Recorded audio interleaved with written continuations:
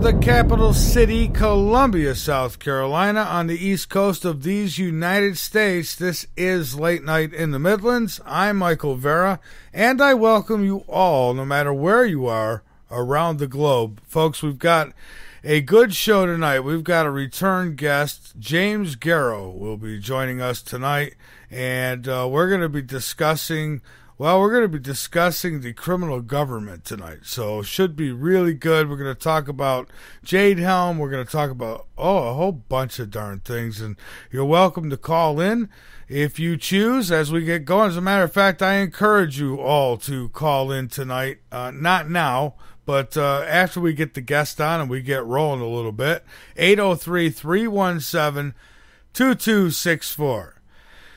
Now for the troubling news, folks. It's finally come. It's finally happened. I have been left with absolutely no choice, folks. I have no choice but to now offer the first hour of the show. Of course, the live show, as right now, always will be here, always will be free. No one gets charged for that. But the archive, the first hour will be free from here on out, and you'll need to subscribe to catch the final 2 hours if you missed the live show.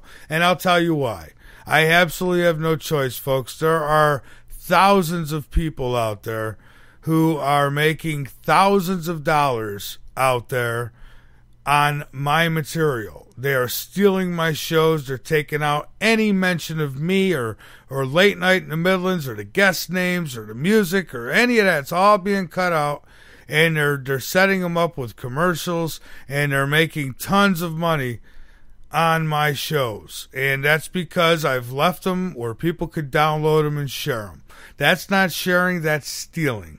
And there's only one way. I'll tell you what. I've been on the phone with Google executives. I've gone ape crap getting these shows removed. And believe me, every one of you are coming down, I promise you. However,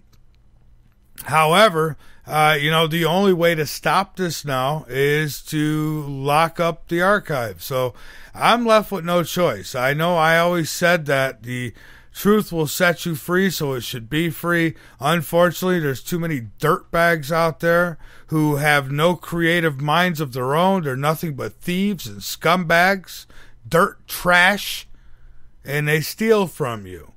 And rather than let dirtbag scumbags make any money off what I do, my hard work, I may as well do it. So I have no choice now, so it's locked up. Of course, moderators, you'll have access, and some of you who have been with us forever and a day will be sure you have access as well. I promise that. But for the most part, we have no choice now but to do that, and it hurts. It troubles me. It's very painful. I'm not trying to get rich off this. I'm really not. But I'll be damned if I'm going to let people take what I do and put money in their pockets. Absolutely not. I don't make money on this show. I'll be damned if anybody else is gonna. So now it is what it is. And so, if you want use of my material, you will pay copyright. And once you pay that, I'll let you use it. How's that? And as soon as the music industry starts letting people use the music without suing them, I mean, it's like everybody else gets to charge and gets to do this and that. Then you come across me, and I try to be a nice guy. And for 8 years I've left it wide open. And here's what they do. They steal from me. I have no choice. I've got to do it. And now here's what we'll do, though. For those of you who donate on a regular basis, you will get accounts. So if you donate to us, we'll still hook you up. You'll be able to get into the archives. We'll make sure of it. All right, we're doing this to keep the thieves out. That's why we're doing this. All right, so I've got that off my chest. I also went out in our newsletter early this morning, so a lot of people should have seen it. And I'm telling you, folks, I can't keep up with it. You know what I've done this weekend? You know what I did all weekend? all weekend. I spent the weekend, no, not with my grandkids, not with my children, not doing anything I wanted to do. I spent the entire weekend making copyright claims. That's what I spent the whole weekend doing, because there's dirtbags out there who are chinging off of my material, and I can't allow it. So thanks to the pirators out there, you scumbag dirtbags, this is what it's come to. Now, I do have some news I'd like to get to. So maybe we can do that before we go to our break and bring our guest on. And by the way, if you're in the chat, if you're a moderator, get a hold of Ira. He will hook you up, and you know who you are. Ira knows who you are. So don't all of a sudden you'll have people coming out of the woodwork. Hey, buddy, pal. No, it's subscriptions now, and that's just the way it's gonna have to be. Spooky beam of light appears in the sky. Spooky beam of light appears in the sky. Now, I watched this video, and it is really, really strange. It's weird, folks. It can't by no means be any kind of lens flaring or reflection of the clouds. I mean, I just don't see it, but it's really, really strange.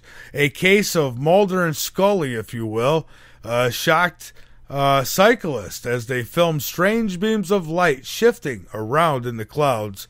And really, they are. There's these, but what's strange is the beams of light seem to be the same color as the sun. So I don't know what's going on up there, but you should check it out. If you go to the link, it's linked up under News and Discovery on LateNightInTheMidlands.com. If you go to that link, we have some of the story, and you'll click that link. It'll take you over where you can see the video. As a matter of fact, some of this stuff probably won't be up until after the show tonight, because I've been busy with people who have been stealing our show. Sorry, these people, I don't want to keep going on a kick about this, but it's just amazing. I mean, what have we raised in this world today? I mean, just thieves, absolute thieves. There's like a million Dr. Nooches out there. A million of them. Just stealing. I mean, no creativeness at all. They must sit around, smoke crack cocaine all day, and just think, well, how can I screw somebody else and put a few quarters in my pocket? Just unbelievable. Unstinking believable. And they're doing it to Art Bell and Coast to Coast and a lot of these other shows too. Now, I guess I'm starting to understand why people have to do what they do. I've always thought, well, why? Somebody tips me off. Somebody says, hey, did you know that this was going on? No, I had no idea. So I go to just 3 links, over 9,000 different people stealing the show. And they have some of my shows, they made them 7 hours long. You know how they got a show 7 hours long? A whole shitload of commercials they put in them. So every time it comes to an ad, they get paid. You see what they're doing? Just absolute thievery. And every one of you, and I've gotten some emails from some already. Oh, I didn't know. Don't give me your bullshit. You knew damn well what you were doing. Because if you didn't know, you wouldn't have put the commercials in it. And took all my information out of it. So, I make no exceptions. I'm coming after every one of you. So if you're listening to this, I say, you still got time to get them down before I come to you. But I am getting you. What thieves? Parents, please, raise your children right, will you? Kick their ass when they need it. Because honestly, this is what you get, a bunch of thieves. Anyways, South Carolina Governor Nikki Haley, who I have spoken so highly of so many times, I'm not thinking so highly of her anymore, and I'll tell you why. She's calling for the removal of the Confederate flag from the state capitol. Well, I never thought I really cared whether that flag was there or not. But what I don't like is what they're saying it stands for. Because it doesn't stand for what they're trying to make it stand for. It doesn't stand, if you want to say, we'll get into this in a minute. But anyways, they're saying that the flag represents slavery. It represents, the evil, this, that, and the other, right? Well, if that's the case, then shouldn't the United States flag come down too? What the hell does that represent? I mean, how many babies have we killed with drones? Oh, I know that don't matter though, right? I don't know how many people have been shot dead in the streets from our militarized police departments. I guess that don't matter. How about when we came here and we killed all the Native Americans and put them on conservation camps so that we could steal the land from them? How about that? Okay, but that flag's okay. But the other one means slavery. I have news for you. The red, white, and blue flag that flies over you, that you salute every day, that means slavery too, because every one of us is a slave in this country. And if you think you're not, you're mistaken. You're absolutely mistaken. We're all slaves. As long as we put up with this tyranny system that they've put together, this illusion that they've thrown us in, as long as we put up with it, we're all slaves. So we might as well take that flag down too, right? I mean, when I think of the Confederate flag, and I know it's probably because I'm not black, right? But when I think of the Confederate flag, here's how I think of it. I think of it as a piece of history, okay? And for me, it's not, I don't think of it as the slavery part. I think of it, okay, so you had the South that tried to break away from the North. They didn't want no part of the Union, which I don't blame them. This Union's pretty screwed up. But they didn't want no part of the Union. So they were going to be their own country, so they had their own flag. And what that X was, is that X meant that they were knocking out the Union. That X represented crossing out the Union and not being a part of it no more. That's all. You know, I'm not for the slavery either, but hey, do you shop at Walmart? How many of you shop at Walmart? Raise your hands, because I can't see anyways. All right, well, if you're shopping at Walmart, you're supporting China. If you're supporting China, then you're supporting the slavery, because China still has slaves there. Don't be fooled. They've got sweatshops all over that place. How many times someone buy a pair of jeans from Walmart and there's a note in the pocket, for God's sakes, help me? You know? I mean, I'm in line 8 and I'm being beaten, and I mean, these things are real.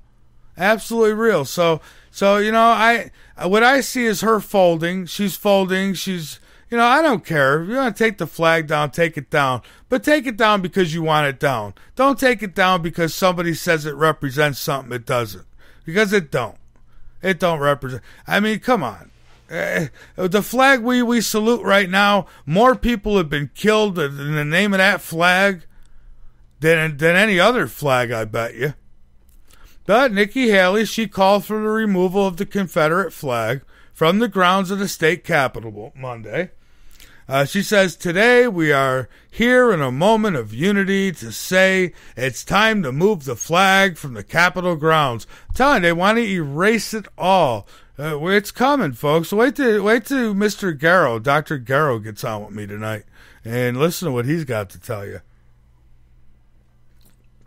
So Haley said during a news conference attended by Republican Senators Lindsey Graham, Tim Scott, and other state leaders, you know, all those wonderful people.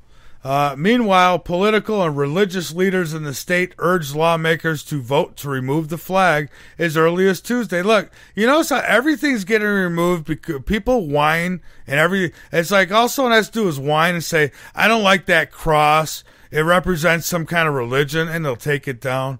You know, people are getting told to take down American flags from their homes. There's people who apparently are in charge of neighborhoods and say, hey, you can't have that flag. You got to take it down. And in this country, you see, it's all getting wiped away. They want us all dumbed down. They don't want you to know the real history. They don't want you to know your future. And your future is exactly what some of you think that flag means. Slavery. Absolutely. We're all going to be slaves if we don't all come together and we don't all stop worrying about these petty little things. Quit worrying about if your neighbor's black or white. Who gives a damn? It really don't matter. Let's come together and let's take our country back, because, folks, we don't have it right now. This is not our country. Just like our Native American brothers and sisters, we too, and I don't mean we as in white. I'm talking we, the people, every damn one of us, are going to be in those same situations. We're going to be put in these little camps. And you think I'm a conspiracy theorist, it's because you're an idiot and you don't pay attention to what's going on. All right, let me move along. I don't know. I see this. That's why I try to mirror away from the political stuff some nights, because it just works me to hell up. Now, there was a pyramid spotted on Ceres, they say. A mysterious lone mountain discovered towering over the surface of the dwarf planet. They say that NASA scientists in California revealed images from the Dawn spacecraft, and one shows a mountain the size of Mount Blanc in a relatively flat area. And I've looking at the picture here, and it sure as hell looks like a pyramid to me, and an awful big one too. Maybe one made for a god. They say that as the spacecraft gets closer, more and more features are beginning to reveal themselves. This includes the mysterious bright spots, which appear now on an array of dots scattered across the floor of the crater. Now, wouldn't it be something if finally the spacecraft gets a nice close-up and there's people there holding up signs, they've been waiting for NASA to come back and get them for, I don't know, thousands of years or something, that's been going on. It's probably our own people up there. Anyways, abortion drones. How about abortion drones? Ready for that? Well, Poland should get ready for that. Abortion drones to drop DIY drugs over Poland to women. Lucky you. Look at that. They're going to make it nice and convenient. Drop drug. Hey, here, let's depopulate. We'll start with you and your babies. I say, why don't we go give Bush a call? Ask them if their family would like to start. And Obama, too. As if they would like to start the depopulation with their own families. This week, a drone will airdrop medical abortion pills to Polish women unable to legally terminate pregnancies. Isn't that nice? So they're going to help you kill more babies. See, drones. If the drones aren't killing babies in the Middle East by dropping bombs on them, then you got drones in Poland killing babies by dropping pills. Can you people not see what they're doing? I do. Maybe I don't know. Maybe I am crazy. Maybe I am crazy. I don't know. Man accused of church killing spoke of attacking college. That's another one that came out now. So now he had spoke about attacking college. His friends are coming out. Some of it, apparently a black drinking buddy of the white man, they say, accused of killing 9 people at a Charleston church. Hey, I'll give him credit for saying 9 people, and they didn't this time say 9 black people, because they like to make that point, because they want us all at each other's throats. And again, my hat's off to the people of Charleston, South Carolina, for handling this as well as you have, and not falling for the mainstream media in their tactics. And so look out, they'll be coming to a neighborhood near you. They couldn't get South Carolina going, so maybe they'll move over to North Carolina, and that will be next. So that's going to be linked up as well. I don't think it's linked up yet, but yeah, they say that he had spoke about killing people, going into a college and shooting up a college, they say. But, it's all hearsay, right? And I'd like to see these friends. I'm Michael Vera. This is Late Night in the Midlands on the LNM Radio Network. We're going to take a break, and then we'll be back in just a few minutes with my guest, James Garrow. We'll be back.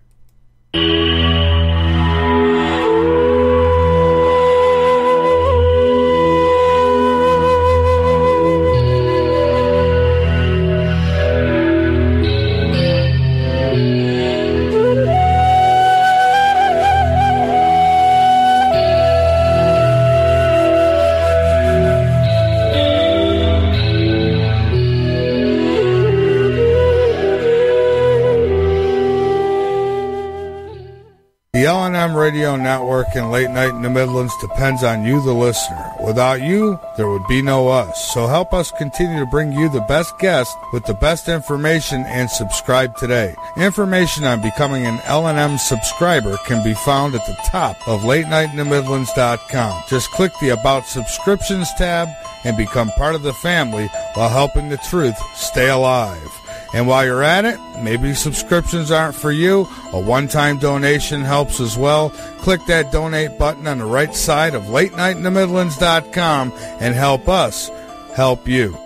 Hello, this is Dick Farrell, here to tell you about OxySilver. Legally available only through CureShop.com and HealthyWorldStore.com. Don't be fooled buying silver products from copycats and criminals. You've heard Dr. Leonard Horowitz and experts urge you to avoid deadly vaccinations and illegal operators selling stolen OxySilver and OxySilver copycats. You've heard experts tell you about suppression in alternative medicine and confusing propaganda in healthcare and the truth movement. Read Dr. Horowitz's book, Healing Celebrations, to learn how miracle healings can be made to happen through faith, prayer, and a pure diet. Get great immunity using vitamin C, D, and OxySilver, Liquid Dentist, GI Flora Pro, a top-shelf probiotic. Use Green Harvest as a great-tasting meal substitute for energizing organic nutrients and losing weight. And Zeolove, and natural clays for detoxifying your body. More advice, all these products and more are available from theCureShop.com. Including OxySilver, the world's most powerful silver hydrosol. Electro-energized to put risky injections, toxic antibiotics, and deadly drug pushers out of business. OxySilver is covalently bonded to water. Unlike any other silver product using the frequency of chlorophyll 528, what Dr. Horowitz explains is pure tone love, the universal healer. NASA originally developed covalently body silver hydrosols to keep astronauts healthy in space. Dr. Horowitz added the 528 frequency to NASA's formula and more. OxySilver works three ways to electrocute dangerous germs better than anything, far better than all leading silver products, and without any risk. OxySilver oxygenates and resonates with 528 for faster healing. So help save lives, putting drug lords and criminals out of business, and keep the LNM network broadcasting. Register for our free cooperative at healthworldaffiliates.com/4948. That's healthworldaffiliates.com/4948. And buy OxySilver and other great products in package specials at great discounts from theCureShop.com. Buy OxySilver, GI Flora Pro, Green Harvest, Zeolove, and Love Minerals at great discounts at CureShop.com. That's CureShop.com with two P's. CureShoppe.com. Or call toll free at 1-888-621-7611. That's 1-888-621-7611. Do it now.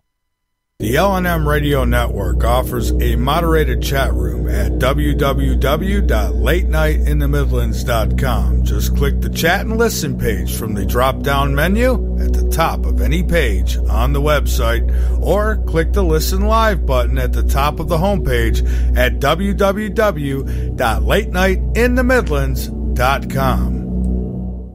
Need your LNM fix? You can find us on social medias everywhere, like our Facebook fan page, Late Night in the Midlands, or our Facebook group, the LNM Radio Network.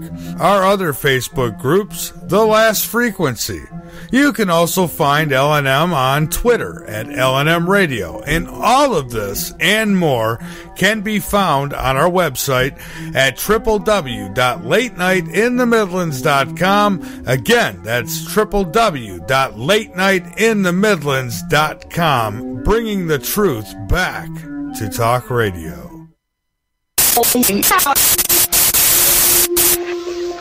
This is some dangerous, dangerous stuff. And you don't need some politician in a black, blue suit to tell you that aliens are real, or to tell you that UFOs are real, or to tell you that there used to be an atmosphere on the moon or Mars, because we have evidence of it, and we don't need them to tell us. And besides that, why would you want them to tell you? Because they've been lying to you your entire life. At Late Night in the Midlands, host Michael Vera takes a much different approach than most hosts do in an attempt to figure out what is really going on in the world we perceive to live. The show is not always about being correct, selling products, or putting his name in lights. Michael is concerned with the truth and connecting the dots no matter who and where they lead. I'm Ryan Gable, host of The Secret Teachings, and I approach my show in the very same way. Sometimes you think that in order to be the best, you must appear the best, but the truth has no need for appearance and masking. It just is. Information is not negative. It is how you view it that determines the dimensional characteristics of either dual aspect of negativity or positivity. In less words, it's intention. Even if you disagree with what Michael discusses, we should be able to have an open discussion without de facto fallacies of ad hominem name-calling and ridicule, not predicated on fact or reason, but on ignorance, pettiness, self-absorption, narcissism, ego, and fear.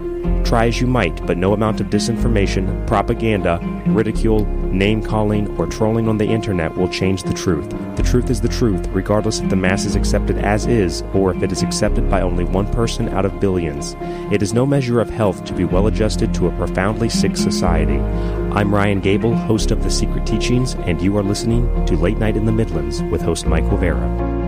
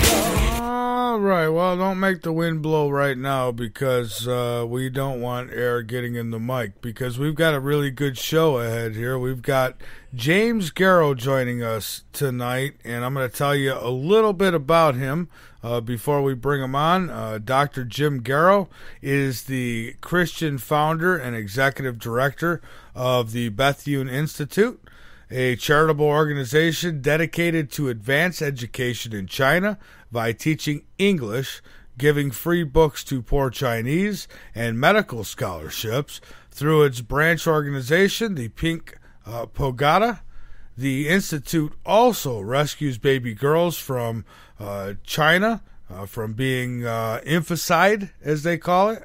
In other words, they want males, and if you have females, then they'll kill them. And finds homes for the unwanted girls. Dr. Garrow is credited for saving the lives of over 50,000 Chinese girls, for which he was nominated for the Nobel Peace Prize. Last year, Garrow told the world that Obama's U.S. military was purging top brass using a litmus test of sorts. High-ranking military officials were being asked if they would fire on American citizens. And Garrow said that if any of them answered no, that they would be fired. A week after his whistleblowing, Garrow claimed that he had been a covert CIA agent but was fired by none other than Obama himself because of his disclosure.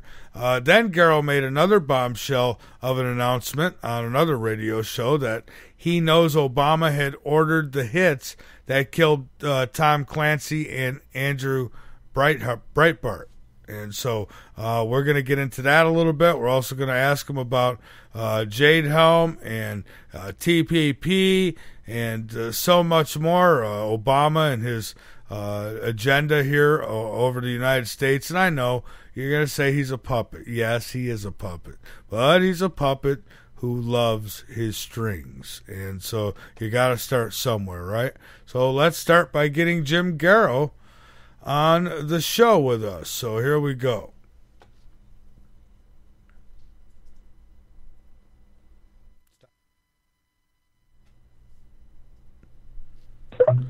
Good evening, Michael. How are you? I am doing just fine. How are you, Jim? I'm alive and well. Tired.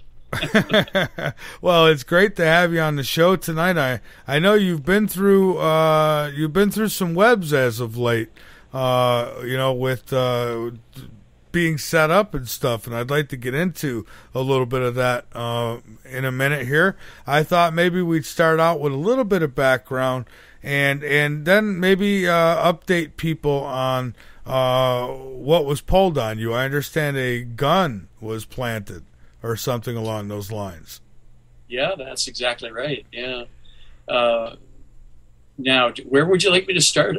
Well, a little background, where your credentials come from and what you'll be filling us in on tonight. I thought we'd, talk some about Jade Helm and the Trans-Pacific Partnership and all these other things that are going on, and anything that you want to talk about with us tonight, I'd be all ears. But I thought we'd start out with, a little bit of your background, where you came from and how you know these things. Well, and I'll attempt to do a good job of explaining something. All right. But let's start where I'm from. I was actually born in Scotland.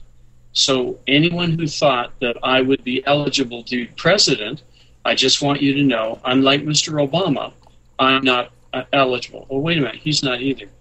Anyway, let's put that aside. I was born in Scotland.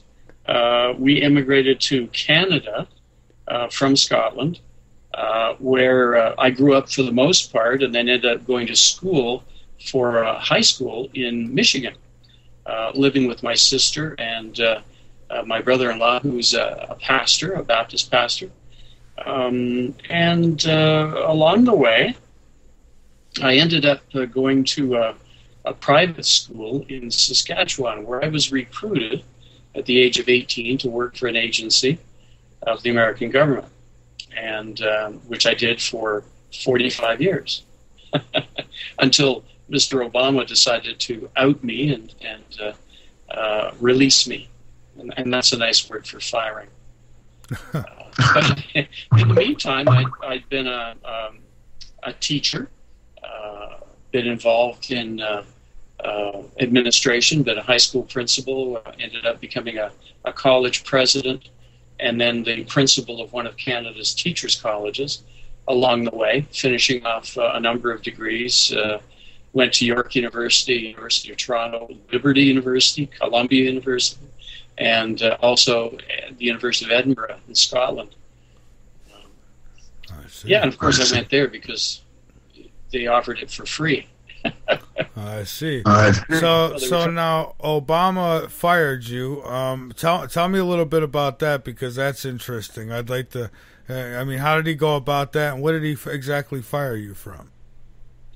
Well, I worked for an agency, and unfortunately, I signed one of these affidavits that said that I would, beyond the oath, that in fact I would never reveal to anyone the actual nature of my work, nor who I worked for, and that included the names of people and places, and it was pretty comprehensive. I think it ended up being like 16 pages long. I'd have to go find it, but very lengthy thing, well beyond the Official Secrets Act. I see. So Obama fired you, and so then you had to sign something. So then there's some things you can talk about tonight, and there's some things you can't. And so I guess let me ask you this: what is hottest on your radar right now? What is it that you think people really need to know about? And there's probably a long list, right? Yeah, we're in danger from almost every front you can possibly think of. One of the things that Mr. Obama learned and studied was, of course, Saul Alinsky and his methods in dealing with people and groups and opposition, and the other two that were also instrumental in forming his methodology, his base of operations, and the foundational principles in dealing with anyone, Cloward and Piven. And, of course, between the three of them, all of them Marxists, avowed Marxists, and anti-free enterprise, anti-democracy, and definitely anti the republic, because we're beyond being a democracy. We are democratic in style, but we're Republican in nature. And so there's a big difference from just being a straight a democracy. So they wanted to undermine the form of government. And of course, Mr. Obama taught these methods, these community organizing methodologies at the University of Chicago as a part-time lecturer and nothing more. So you have to remember that he was the lowest of the low on the pecking order of people who taught at a university level. He was at the very lowest level. But in that, we have reports from people who were in his classes. And you never see this, by the way. You don't hear how, he was a good teacher for about 4 classes. And then it was like he lost interest or ran out of fizzle or whatever, or ran out of things to say because it became very repetitive, very boring, and most of the class actually dropped out. And there were letters of complaint that went in about Mr. Obama as a teacher. So the man has not, been exactly a success. And yet he brings with him this mantra and this mantle of being almost the sainted wonder. But that's not the case with those people who've dealt with him directly. They saw him as a huge failure. They looked forward, and the hype was there, but it was never delivered. And we're getting a little bit of an echo on the Skype side. I don't know if there's a speaker. Do you have a speaker on, or are you using a mic, or? Hang on now. That'll change it right there. Did I change the buzz? Yeah, I don't hear myself now, so I think we're good. Okay, great. All right, and if you could just get a little louder, then we'll be good there. Sorry. Great. I'll start shouting at you, and then, we'll really go at it. All right, great. I know the listeners are certainly curious about Jade Helm 15. I am too, to be honest with you. And I thought you'd be a good guy to ask, what do you think is going on here? I personally think that this is an operation on we the people. I don't think they're preparing for a foreign threat myself, but I want to hear what you think. Well, what's funny is here you're asking me the question, and curiously enough, I've had military leaders phone me asking me, what do you think of this Jade Helm thing? Because it's very much compartmentalized as far as, who knows what, and people are not allowed to talk to each other.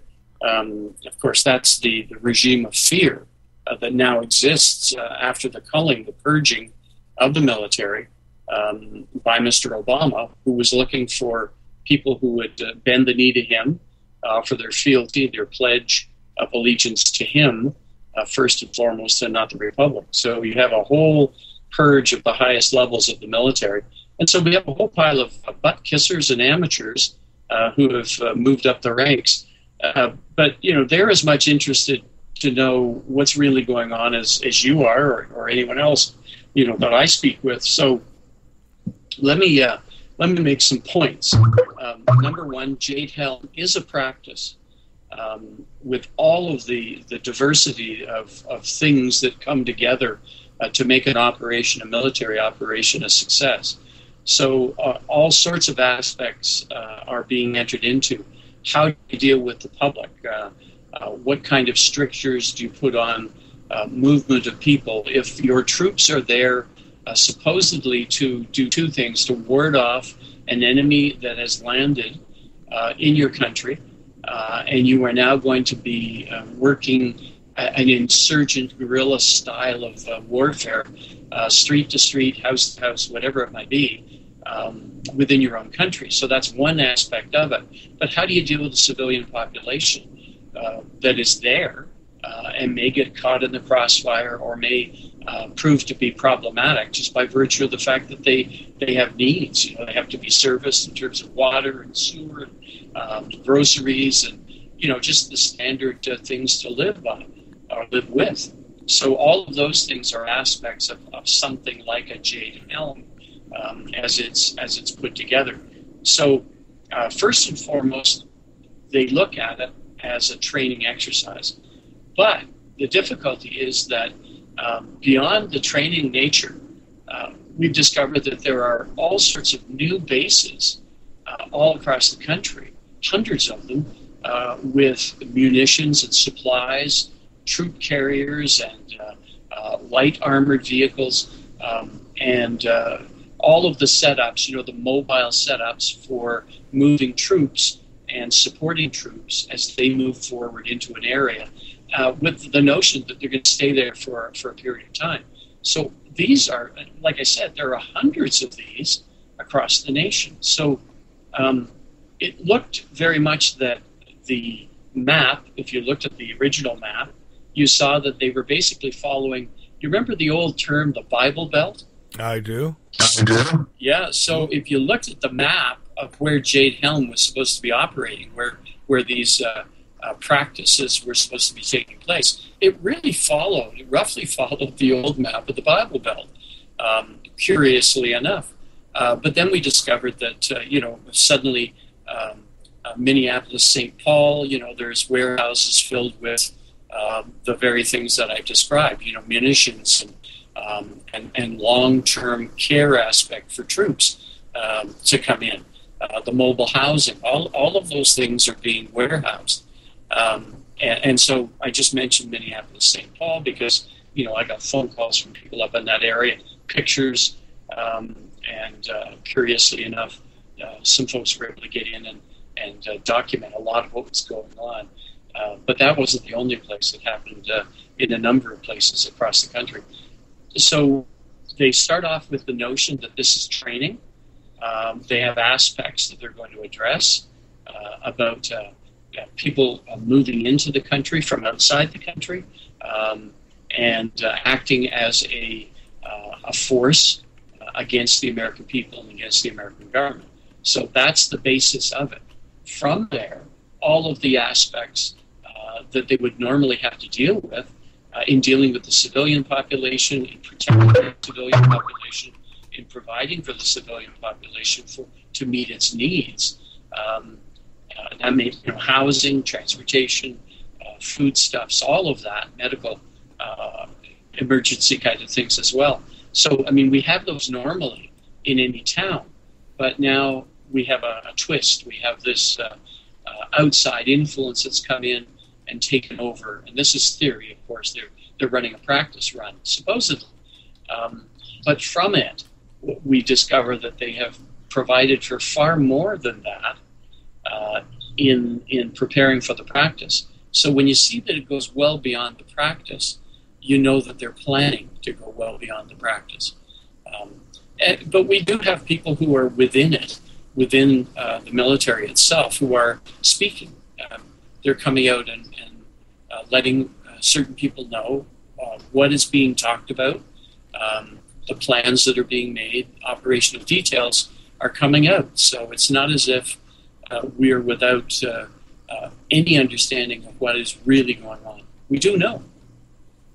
I see. We got a real bad connection here with your Skype here, so I'm thinking maybe we can hang up and try to reconnect, because I'm getting echoes and it sounds like wind in the background and things, and I don't know how we can clear it up. Maybe we just have a bad connection. So, all right. So why don't I go ahead and take a quick break here, and then I'll bring you back on right after that. So hang on with us, everybody, and Jim, I'll call you right back. Yeah, folks, we've got to get that cleared up, because I can't stay focused on it like that. You guys say it's okay. That's good. That's okay for you. It's not for me. I have to have it good. I can't function like that. So I'm going to take a break, and hopefully we get it cleared up. If not, we'll reschedule Jim, because just like I'm getting tough on people stealing my material and making money on it, I'm also getting tougher on guests that don't have good connections. I've got to have a good connection. I've got other stations that pick this up. And if it's not a good audio, then it's useless to me after the show. I can't do anything with it. So, and I'm not going to sit 3 hours and get a headache because somebody don't have good audio. So I appreciate everybody saying it's okay, but I guess if I was Project Camelot, it would be fine, but I'm not. I'm late night in the Midlands, and it don't work for me. We'll be right back.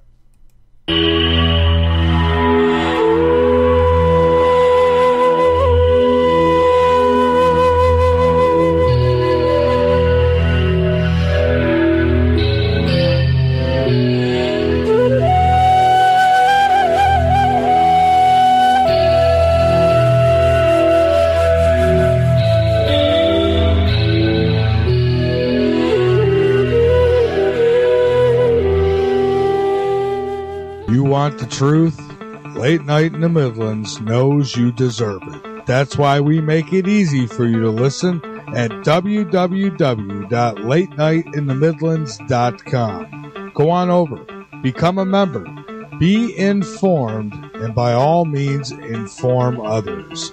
Folks, we're not your average radio show. We cover everything. Late Night in the Midlands on the LNM Radio Network. LNM is always looking for sponsors, so if you are interested in sponsorship or advertisement on air or on our website, contact us at mv@latenightinthe.midlands.com. If you're interested in rebroadcasting or picking up the live feed for Late Night in the Midlands, then contact us at mv@latenightinthe.midlands.com and help us help you. Hi, I'm Joshua Vera, and I wanted to inform you that Late Night in the Midlands is offering limited on-air advertisement. With 30 and 60-second spots available, or inquire about placing your banner ad on the LNM website. Or go ahead and package a deal, but either way, get the attention you deserve and join the LNM family. Contact us at mv@latenightinthe.midlands.com. Again, that email is mv@latenightinthe.midlands.com. The LNM Radio Network offers a moderated chat room at www.latenightinthe.midlands.com. Just click the chat and listen page from the drop-down menu at the top of any page on the website, or click the Listen Live button at the top of the homepage at www.latenightinthe.midlands.com. In many cases is the idea that the aliens are essentially trying to create a hybrid mix of themselves and ourselves. They're interested in our DNA, our genetic makeup. And beyond that, they're interested in our personalities, our affection for our children, our love for one another, a whole kind of range of what we think of almost the most human characteristics we have emotionally. We have to face up to reality that, for example, the UFO phenomenon is a real phenomenon, no question about it. So anybody who debunks the UFO phenomenon itself don't know what he or she's talking about. Hey, Michael, I promised you I'd call in for a little bit, and here I am. I know that I bashed Bush the entire time. I wouldn't even allow him coast to coast there for a while because I was told not to talk about Bush. In the councils of government, we must guard against the acquisition of unwarranted influence, whether sought or unsought, by the military-industrial complex. If you're listening to this, you are the resistance. Late Night in the Midlands. We cover everything.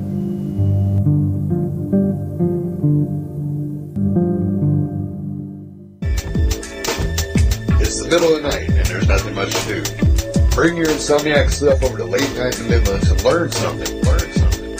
We've got every topic you can think of and very little being off limits. Alien abductions, government corruptions, the stuff that's got your sleep disrupted. Come join the conversation tales and tune into Late Night in the Midlands with your host, Michael Vera.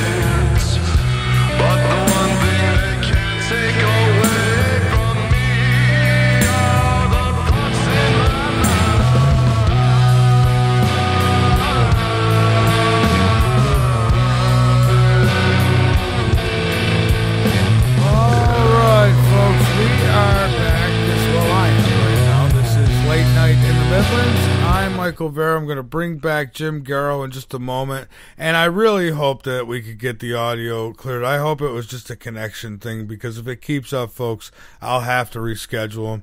I can't ask people to subscribe to the next 2 hours if they're like that. I mean, come on, really?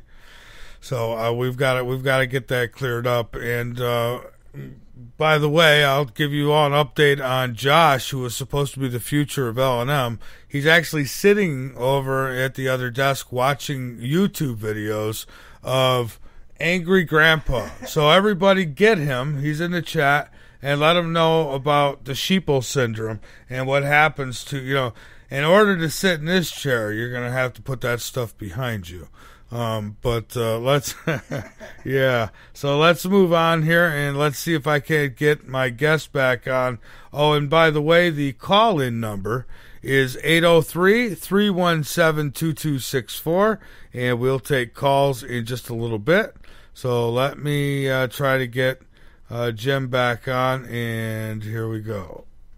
And hopefully everything works out well.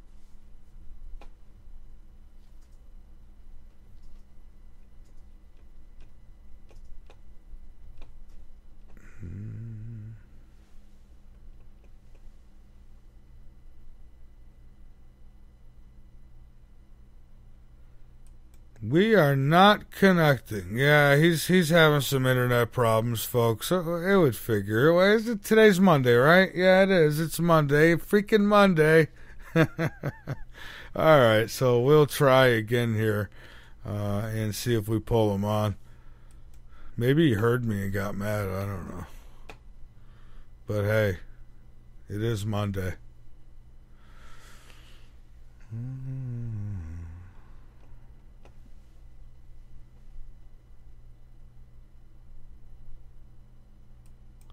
Yep, that ain't happening. It just keeps going, saying it's trying to connect. So, folks, maybe if Jim, if things work out, he'll come on or he'll call us back. In the meantime, I do have, because he was going to join us anyway, so I might as well bring him on with us. And folks, we'd love to hear from you. Please call in. That's why we got a call-in number, especially for nights like tonight. Or, sometimes it could wind up being a very long 3 hours. I think he might have heard me and said, you know what? He wants to bitch to hell with him. But I don't know. But, hey, Ira, welcome aboard. Good evening, good sir. Now, look at the difference. Listen to that. Say that again. Good evening. Good evening, good sir. See, now that's how it has to be in order for us to be able to function here. Because audio is important. I know... like I used to listen to Art Bell back in the day, and it would be AM radio, and I'd be, in Mansfield, Pennsylvania, and there'd be, it'd cut in and out. And for me, that was okay because I really wanted to hear it. But that's okay to you because it's free.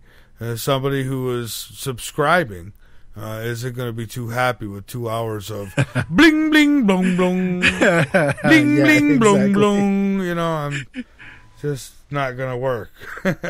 So, sounded like Xbox notifications to me. I don't know what it was, but I just, I said it. I'm turning over a new leaf here. I'm not going to, I can't keep guests on if they can't have a good line. I'm telling you, cell phones and even Skype to some degree, but I'm thankful for Skype because it does help with international guests and things. But cell phones have killed talk radio. They really have. You hardly catch people with landlines anymore. And when they say they do have a landline, what they mean is they have a line into their modem from Time Warner or something. Yes, exactly. It's almost impossible these days to find an actual landline connection to the phone world. They're always so interconnected and integrated into the packages that you buy. Look, you can get your cable, your internet, and your phone all at the same time. I hate those because every time that your internet goes out, well, there goes your phone. You can't call the internet company with the phone to tell them that there's a problem. Yeah, exactly. And I'm leaving a message here for Jim that if he gets back on, to call in. And so maybe he'll rejoin us. I'm hoping he will. Jim is a great guest. That's why I had him signed, because this is a guy who's going to fill in a lot of blanks. And unfortunately, it's just, you just can't, it's a radio show. There's nothing I could do. If we got sound issues, then there goes the whole show. And believe me, while the loyals say, hey, it's great, we don't care, there'll be hundreds of you out there who will email me telling me how my audio sucked and how dare you try to make us pay for that. And I'm telling you, that's what they do. But anyhow, Ira, you were talking about old bowl haircut guy there. What is it about these shooters, these mass shooters? Almost every one of them has that weird bowl haircut. I tell you, I'm going to avoid any kids that I see from now on. If I see that bowl haircut, I'm running. Yeah, I know. And, I don't know, were these kids picked on badly in school? But, it's just come out now that apparently he has friends, and one of his best friends, apparently is a black guy, or one of his Yes, sir. buddies. I actually have the audio from him. If you give me a couple of moments, I can actually play that for the listeners. He was interviewed by the BBC and came out and said that this guy was not at all racist. And in fact, before he before his Facebook page was removed from Facebook, if you were to go there, most of his friends were actually black. He had a lot of black people in his life, and none of them said that he was racist. And that's why I believe this kid was mind controlled. And I don't mean to give him a free pass, okay? I'm not saying that. But I'm saying that something's not right here. I mean, why would he just go into the church and open fire on? Because they tried to tell us that it was racial. That, he said that, he wanted to kill blacks. Well, now that's not what we're hearing now. Is that it? The friends are saying different. That's it exactly. Yeah, the friends are saying different. And in fact, in the audio that I have for the people, which I'll bring up here in a minute, the friend of his that they interviewed actually said that his original target was not that church, that it was actually the college, the UCA. Or UCA, UCS, whatever it is, the University of Charleston. Well, yeah, he was gonna go into a college and shoot it up. That's what they're saying, And the drunk friends decided while they were drunk they'd hide his gun and put it in an air conditioning vent or something until he sobered up. And I'm thinking, look, if I guess I could see where that would happen. Now, if I've had friends that I've grown up with.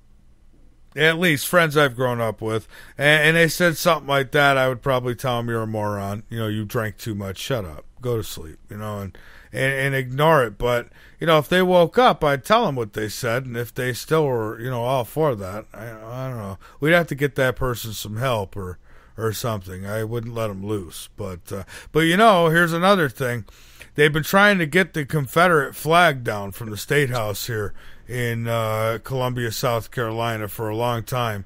And, well, now, they're coming out and saying that it represents slavery and that it's time to bring it down and da-da-da. And I'm thinking, well, what about that old red, white, and blue flag that we love and we worship so much? Oh, yeah. What does that flag represent? Yeah, well, you were right in the information that you were giving out there towards the beginning of the show. That is exactly what was in my mind as well when I heard them talking about removing the Confederate flag. And I'm terribly disappointed in the governor down there for bowing down and kowtowing to this attitude that's going on. It's not going to make any difference in any way, shape, or form, and all it's going to do is just feed right into that division that they're trying to create with all of us. And here's the thing, and I hear a lot of people say, well, that flag, we see it brings back this and that, and I say, how long ago was slavery? So what is it bringing back exactly? We're all slaves anyhow. Obama came out today, used the N-word in a conversation, and he actually said we can't erase in 200 to 300 years history. Bullshit. Well, they did. You don't hear anything about what happened to the Native Americans. You don't hear anything that's happened to the Armenians, on and on and on. They've erased history easily. It's easy to do. The only reason why it's still existing is because they keep pushing the damn issue. Yeah, and you tell me how taking a flag down is going to heal the wounds. And here's another thing. I mean, this generation that we see running around here today, none of them were slave owners and none of them were slaves. But yet they still hang on to it like a crutch. And it really irritates me. It's like, we got to move on. You're moving a flag. Taking a flag down is not going to help. It's not going to make anything better. It's not going to erase our history. Our history is a very savage history. It's been savage since that boat pulled up. You think if any black people or any white people or any Hispanic or Chinese, I don't care what you are, you think you've got it bad, talk to the Native Americans. Yes, sir. You cannot walk into a restaurant and like your average McDonald's, you'll walk in, you might see a white family, a black family, a Chinese family, a Hispanic family. You're not going to see a Native American family sitting there. No, you're actually living in an area where a reservation is, you're not going to see a Native American family sitting there. Why? Because their entire gene pool has been almost eliminated, is what it comes down to. Yeah, and then I get people all the time who say, "Well, I got Indian in me. I got this." So, well, get on the reservation then, if that's the case, because you're not real Indian, I don't think, until you've gone through what they've gone through, and they've gone through some crap. I mean, I don't mean to down anybody who has whatever in them. I mean, that's all good. I've got Italian and German in me, but I'm not crying over Hitler or anything. Right. So. Well, see, I mean, even me, I'm primarily Native American, Miami tribe, but because of what happened in our history, particularly with my tribe, it was split in two. One half went to Oklahoma onto the reservation. The other half stayed here in Indiana and remained, but we're not classed as being officially Native American because we did not go to the reservation. So for me, my attitude is exactly that.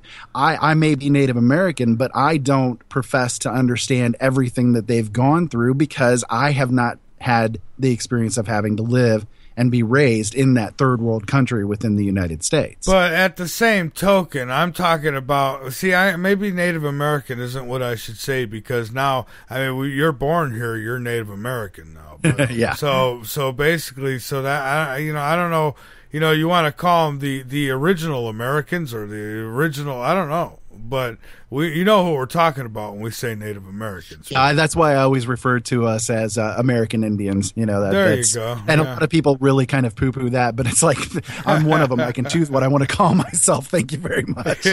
Yeah, exactly. So, but we're all going to be pushed just like that. I mean, it's going to happen to the rest of us too. So while everyone's pickering about black and white and this and that, get over that crap for real. Let's come together and stop it.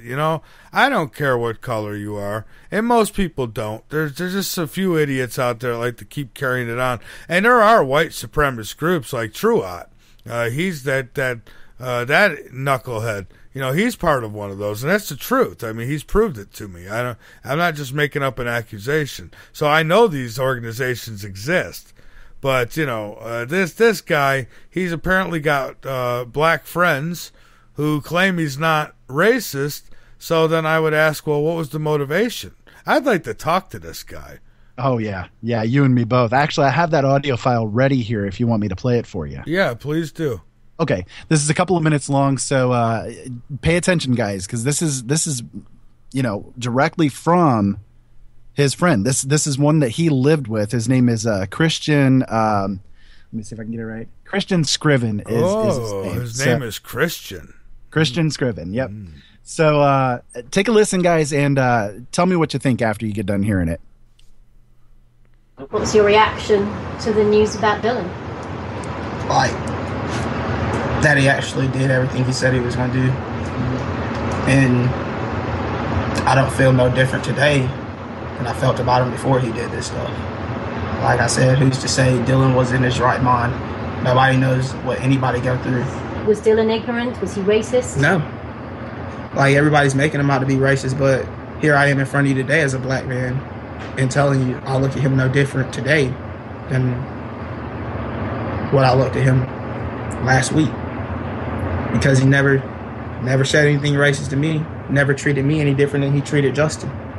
You said at the beginning of the interview that at one point he might have said something, but you didn't remember it. What did you mean by that? Like he told us that he was not, that church wasn't his primary target at all.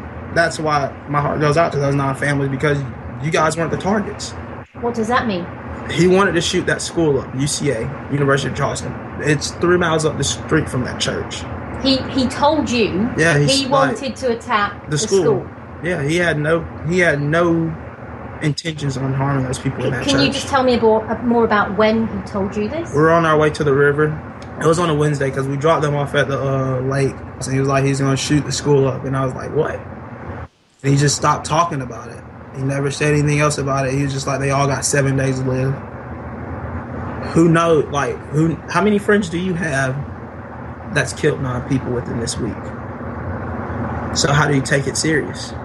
As close as possible, can you remember what words he used to say what he said? I'm gonna shoot up. That I want to shoot I'm gonna shoot the university up, and they all got 7 days to live. And on Wednesday he did it. He shot that church up. Did he give you a reason as to why he said he might want to do that? No reason. I just think it all boils down to his childhood. Him and his parents aren't on good terms. Like I said, without the support of your parents, you'll do things that you wouldn't think you do. When he mentioned the school, did he have a grudge against the school in the past or anything like that? I don't even know if he knew anybody at the school. Like he had no grudge. He wasn't an angry person. And he never mentioned the church before either? Never. Like, I've never heard him say anything racist. I've never heard him say anything about hurting black people, and specifically black people only. Not once. So there you go. Yeah, so there you do. Now I wonder, boy, I wish we get how does the fake news get a hold of these people? Why can't we? We need to get a hold of these people. I want to talk to them. Yeah, he might be willing to come on as an interview. I can see if I can get a hold of him, and maybe you can try as well, and see if he'd be willing to come on and speak about his thoughts with it all. This he apparently lived with Dylan for a while, and yeah, I mean it's. Well, yeah. If this guy was so racist and racist enough that he, was having the attitude that everybody's claiming that he has, okay, and that he is this white supremacist, so on and so forth, junk, then how could he live with a black guy? Well, exactly. And, I'd like to talk to his friends, and I'd like, I have a lot of questions. I'd like to go back and say, when you think back, was there anything unusual? Did you notice unusual people that you didn't know coming over and talking with them, and, just suspicious kind of stuff, like your black coat kind of guys, your CIA types, and, did you see stuff like that? Because I really want to know. I mean, how about his phone records? I mean, I'd like to get into his phone. Who called this guy last? Yes, exactly. And that's what I kind of went into a little bit on my show earlier tonight is some of the things that I've run across as far as really blatant questions that I have with all of this. For example, when he walked into the church, the media has spread all over the place the pictures of him walking into the church and him driving up to the church's parking lot and so on. They claim that he was there in the afternoon, late afternoon, but if you look at the shadows of everything, you can see that he is the shadows are actually early morning shadows. So that's the first step. Number 2, when he's walking into the church, you see that he is wearing a Kevlar vest underneath his shirt. And it's obvious in the picture that it's there. You can see the tailing of it sticking out 6 inches down from the bottom of his shirt. So you can't tell me that he's going to walk into a church that's a primarily black church as a white guy walking in and looking like some kind of, racist troll with the bowl haircut and demon eyes going on and so on and so forth, and have this guy sit down in your midst for over an hour wearing a flak vest, okay, and not have somebody question, not have somebody say, what exactly is going on here? Yeah, I'll at least come over and say, welcome, my brother, to, exactly. Just something. I don't know. And here's something else. I want to check out everything on this. I really do. It gets tiring, Ira, because we go through this constantly with all these different things. I mean, we really put the work into it. We try to see what's really going on here and not just take what everybody else is throwing out there. Now, I'd like to not only talk to these people around him, but I'd like to get a hold of as much as we can. I mean, how about funeral stuff, how about, death certificates and things, just to make sure everything adds up, Yeah, just to make sure it's all on the up and up. Exactly. But there are way too many questions involved. Why are the families being given $29 million already, and it hasn't even been a week, by the Justice Department?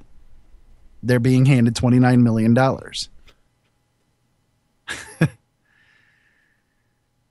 That's a lot of money. That's a lot of money to be paying off, basically, Second point is, and I think this is actually the bigger one. Well, wait a minute. My mic was muted there. I'm sorry. I'm sorry. Oh, Okay. I was talking away here. I'm like, wait a minute. So now wait, $29 million for what? For the families, the victims of the families of the victims are being paid $29 million. Well, are the families of the victims of Jeffrey Dahmer getting $29 million too?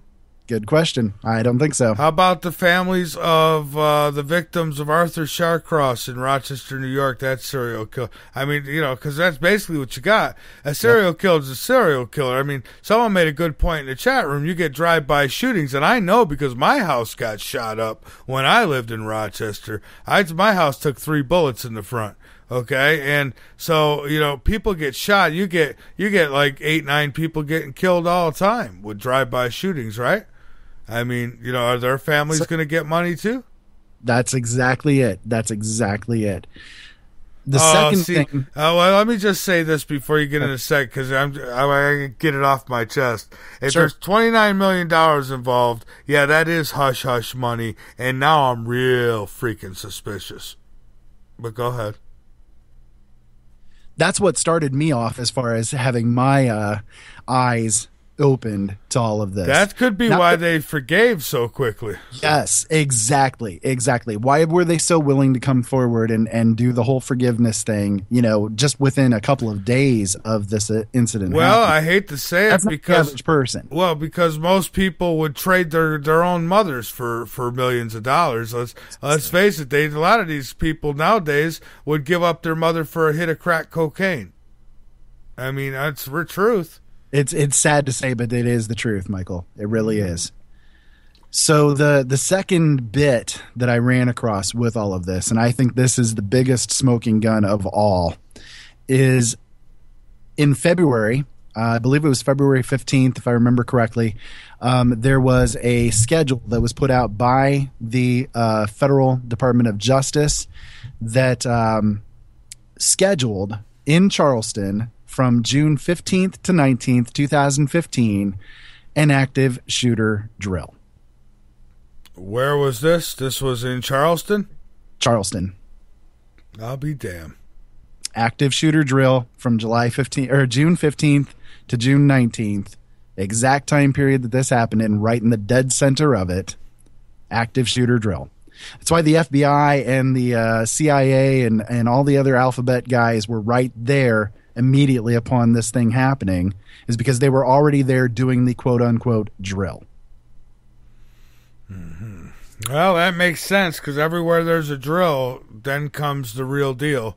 It happens every time. We've seen it with 9/11, 7/7, the Boston Marathon, Sandy Hook, the Aurora shootings, the two cops that got killed after Eric Garner and all the protests that went on there. Every single incident like this has had active shooter drills or whatever drill whatever the event is that ends up occurring. The drill that's running is exactly that event.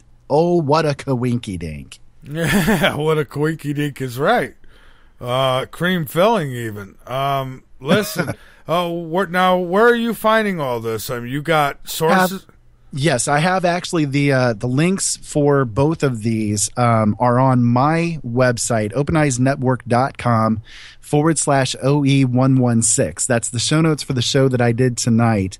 And I have a link to the government website that has the PDF file for the active shooter event that occurred.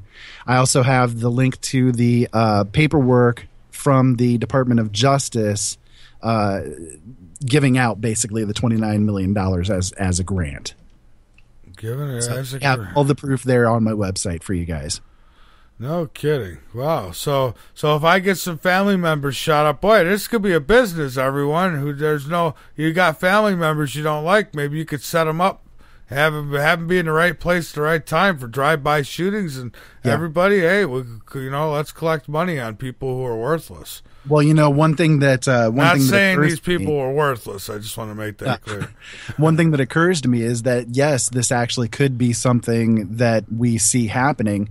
That maybe some of these people that have been killed have actually been volunteers. They might have been, terminal or something like that, and given the chance to say, "Hey, if you let us use you in this event, we'll give your family. We'll make sure that your family is taken care of." You see what I mean? Well, yeah, and come on, look at Sandy Hook. I mean, that's what really did it for me when I seen everybody's damn house paid off except for a few people, and they're probably going to wind up with cancer because they didn't take the deal. So, yeah, it's eye-opening. It really is. Like I said, those two things alone right there are enough to really make the average person who is at least semi-awake stand up and take notice that something suspicious is going on, let alone all the other stuff that's piled on top of it, like the kid not showing anything racist before this happened. Well, I'll tell you, I'm tempted here. So here's where I'm at. If we can't get a hold of these friends and so on and get them on this show, I won't be hesitant to try to get their addresses, get in my car, and go to Charleston and see if I can't get an interview with them. Yeah, you're not that far away. I'm not far away at all. It would take just a couple hours out of my day to get there and a couple hours back. And, if I go there, why not? Grab a motel room, check out the ocean for a night, and say hello to some people. Because I want to know what's going on here. And I'd be even as much as going to the church, going in there and finding the bullet holes, too. That's it exactly. We haven't even seen any pictures from the inside of the church, really. Supposedly the kid shot the place up with 50 bullets plus, and when you have that kind of gunfire going on, there's definitely going to be evidence showing that they cannot get rid of within a few days. I need to get a good camera though. My camera got I had a decent camera and it got stolen. So I ordered it, and when it came, they put it in the wrong mailbox, and my neighbor lied and said he never got it, even though I know he did. And so so I get screwed, And he's a black guy, but I didn't go over there and shoot him or anything. So I'm not crying that, black people steal, So let's get away from the racist stuff because, it's just ridiculous. See, it didn't do any good. Well, yeah, and here's the thing. Anybody probably would have done it. Most people probably would have done that. If you get a camera, you're figuring, it's insured, I'll keep it. See, me, if I get somebody's mail and it ain't mine, I get irritated because now I've got to go in the house, write on it, and put it back in the mail. But I don't keep people's stuff. First off, it's a federal offense. But he did. The mail people, they said, well, we delivered it here. Well, my address was number 3. They were number 1. And I used to live at number 1. So they made the mistake, and they put it there. And, of course, he wasn't an honest guy. And not only that, but he kept, 6 boxes of cards with 1,000 cards in each box. So I kept checking the dumpster to wait for him to throw them out so I could bust his ass, but he's been smart. Yeah, he's been smart. But I don't live there no more, so I can't keep tabs. So he's probably able to get them out of the closet now and throw them out. So, but yeah, I need a good camera. If I'm not going to do it radio wise, then I need to have a good video. So we'll see. It'd be interesting to see what comes out, just to see what, like the other side of the story, I'm with you. I'm very curious about interviewing the people that are, involved in the more sideline stuff, because I think more information would come out that way. It's a good thing you don't live closer to me, Ira. You and I'd be getting in a lot of trouble. Yes, we would. We really would, because I'm tempted. I really am. So let's see if we can't get him on the radio show. And if not, then maybe by the weekend I may just decide to take a trip to Charleston and say hello to some people and say, hey, we're in the South, right? Everyone's supposed to be friendly and hello. Well, a little Southern hospitality. I think I'll go to church. Yep.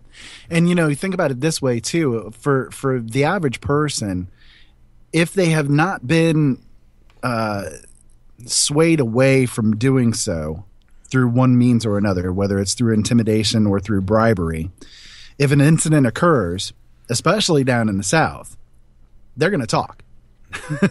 They're not going to have any qualms about keeping their mouth shut, So it's just a matter of people coming and asking the right questions, I think. It is, but it's unfortunately, we've got these small local governments. I mean, I've talked highly about Nikki Haley for a while, and now to see her just fold and fall for when she knows damn well what that flag stands for, and yet you're gonna just go, oh, what? So we'll take the flag down. That'll make them shut up and go away. Is that it? It makes me wonder too. Let's take it from a little bit of a different direction though, as well.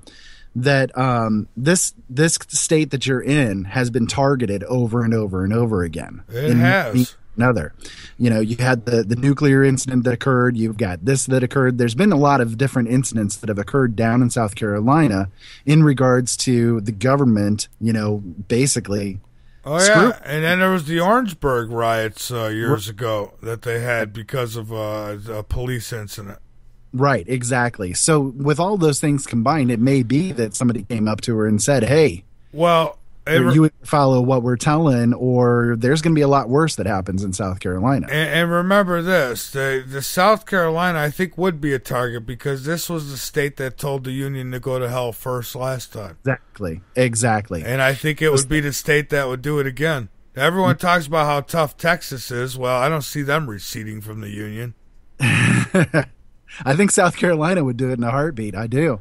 Maybe what happened, though, is that she was shown a video of them actually talking to this Dylan Stormroof guy and getting him into the hypnotized, mind-warped zombie mode to go shoot up the place. No, that's probably it. I mean, he was using these strips, these medicine strips. That's what they're telling us, though. See, that's why I want to talk to friends because, it's like, if you're really that good of friends, then you know a lot more than even the parents would know. Oh, yeah. And he was apparently estranged from his parents, which, I mean, right there is one of the first phases that they look for, or one of the first tells that they look for when it comes to people that they are going to use as patsies, as mind-controlled patsies in these incidents. They look for people who don't have any family ties and especially have a very large disconnect from their parents and a lot of anger towards their parents. That's the first step towards grooming somebody into a mind control situation. And I really do think that that's what is going on with this guy. I think that he was maybe not necessarily a Manchurian candidate, but if nothing else, at least pushed into doing this. I'll tell you, like you said earlier, that's not alleviating his guilt in any way, shape, or form.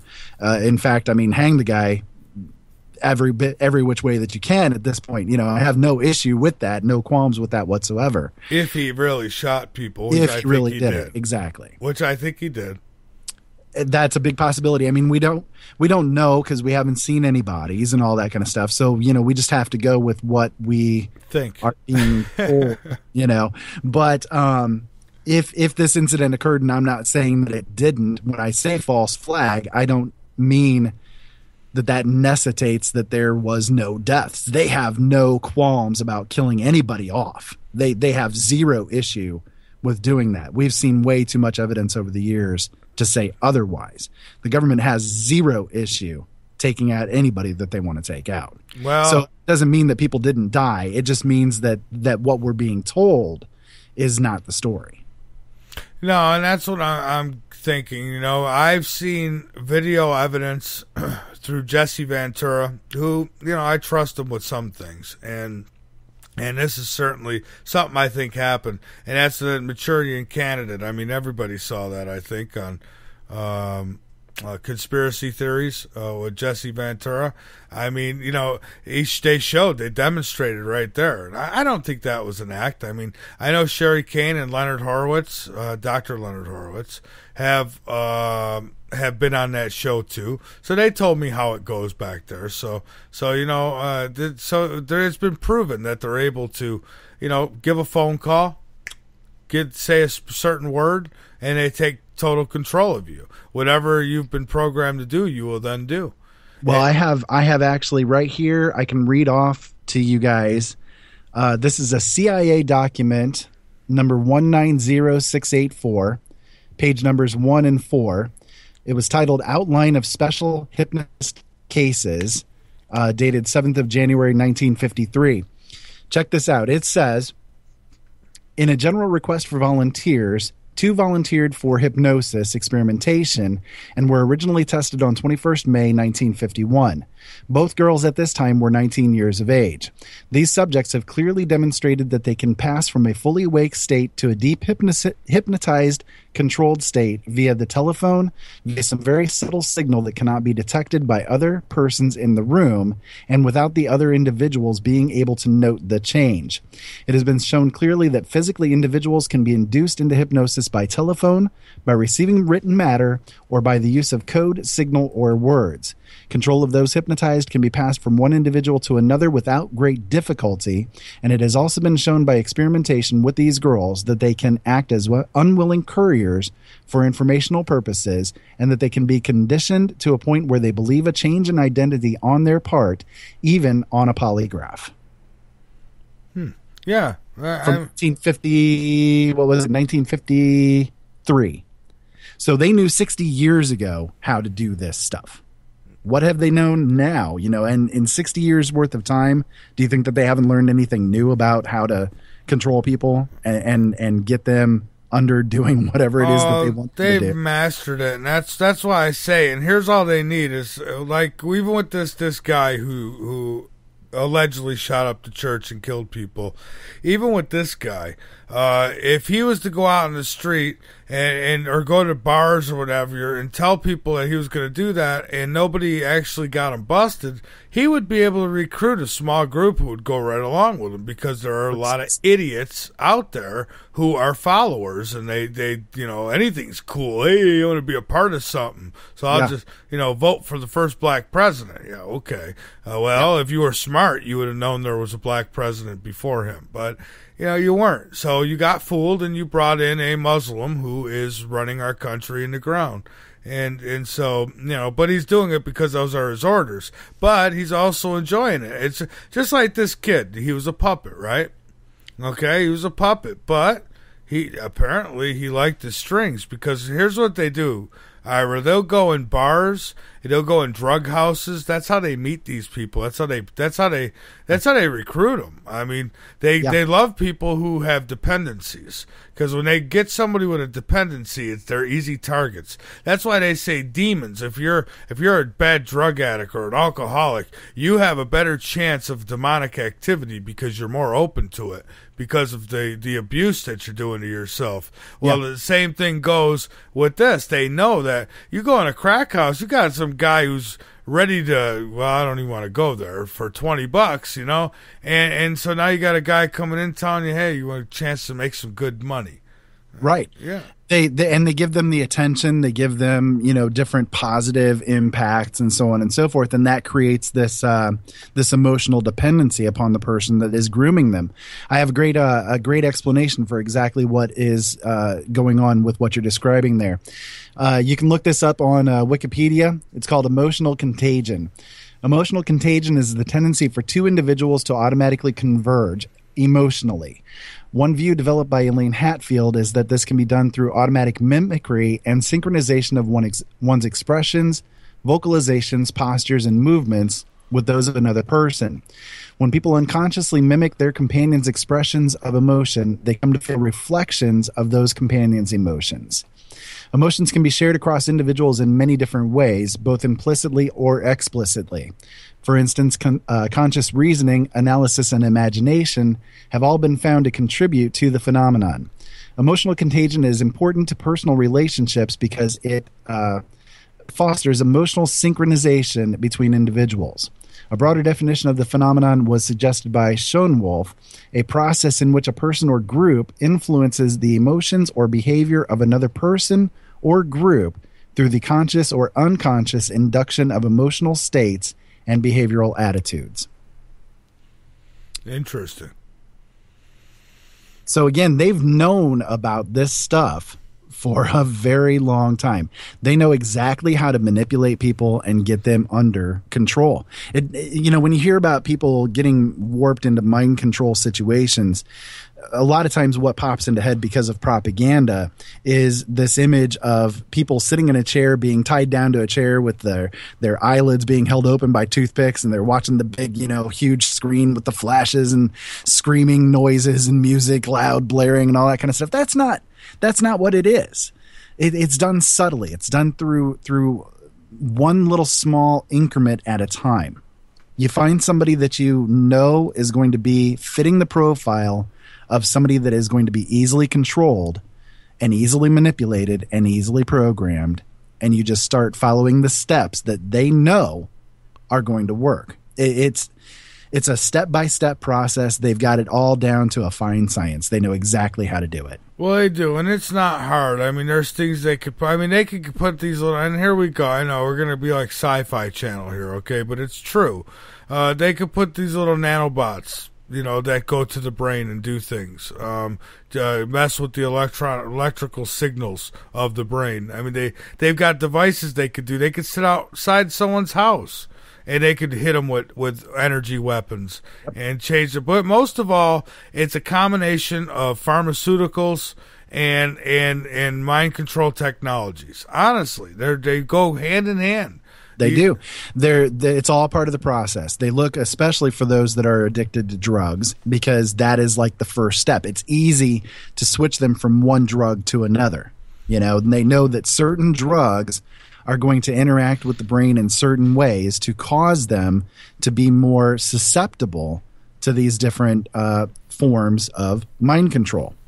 I have another CIA document here that I'd love to read for you. This is CIA document number 190691, pages 1 and 2. And again, on my website, openeyesnetwork.com/OE116, I have the links to all of these documents there as well. This one is really crazy. Okay. Yeah. But again, this is straight from the CIA. A post-hypnotic of the night before, which is pointing the finger and saying, "You will sleep," was enacted. The two girls immediately progressed into a deep hypnotic state with no further suggestion. The first was then instructed, having previously expressed a fear of firearms in any fashion, that she would use every method at her disposal to awaken the second girl, who was now in a deep hypnotic sleep. And failing this, she would pick up a pistol nearby and fire it at the second girl. She was instructed that her rage would be so great that she would not hesitate to kill this girl for failing to awaken. The first girl carried out these suggestions to the letter, including firing an unloaded pneumatic pistol gun at the second girl, and then proceeding to fall into a deep sleep. After the proper suggestions were made, both were awakened and expressed complete amnesia for the entire sequence. The first girl was again handed the gun, which she refused in an awakened state to pick up or accept from the operator. She expressed absolute denial that the foregoing sequence had happened. Mm-hmm. So, again, just more proof. I mean, there's no doubt. I know.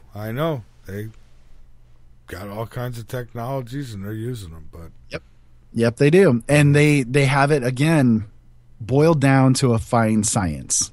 They do. They can do it. Like, it does not take much to warp somebody's brain. It really doesn't. It's really freaking easy to do.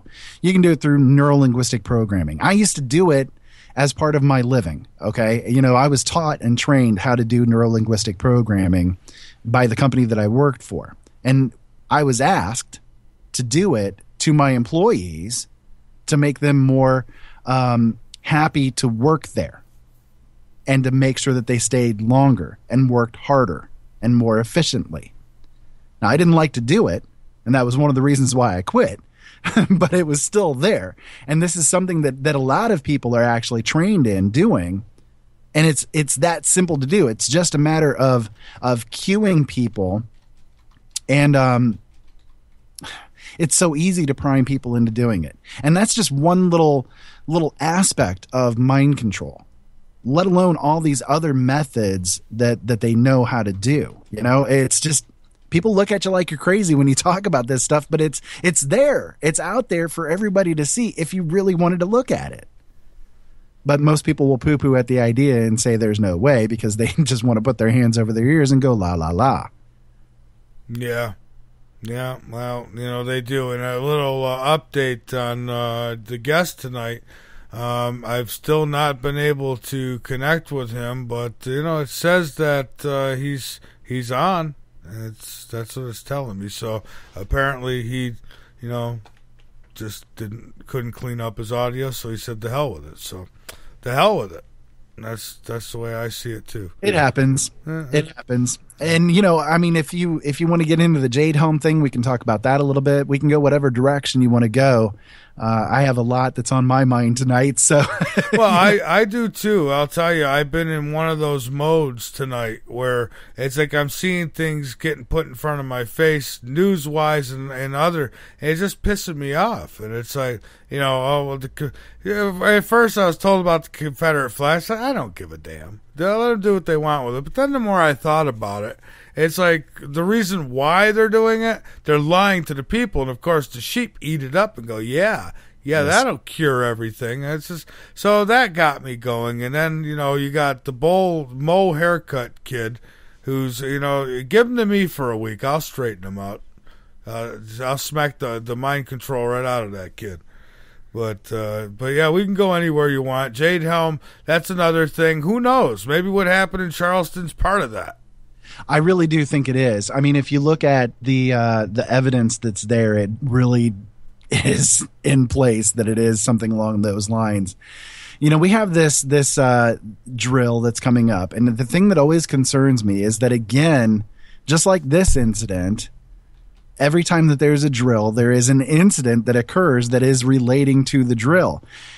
It's an amazing coinkydink, but it's there, you know. And again, if you don't get my sarcasm there, please listen harder.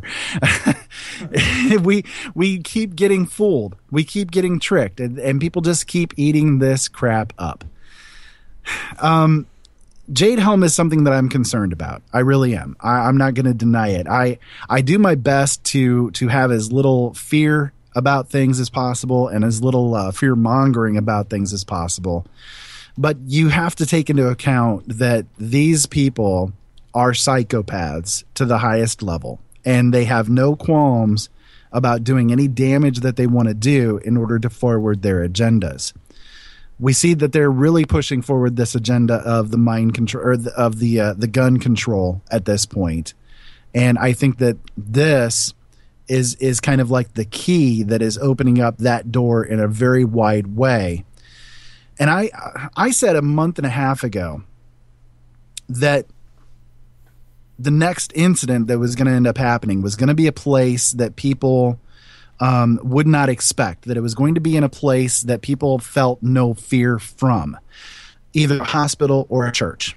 And lo and behold, it was a church. So people are now going to start having this fear about a place that they would normally consider to be safe.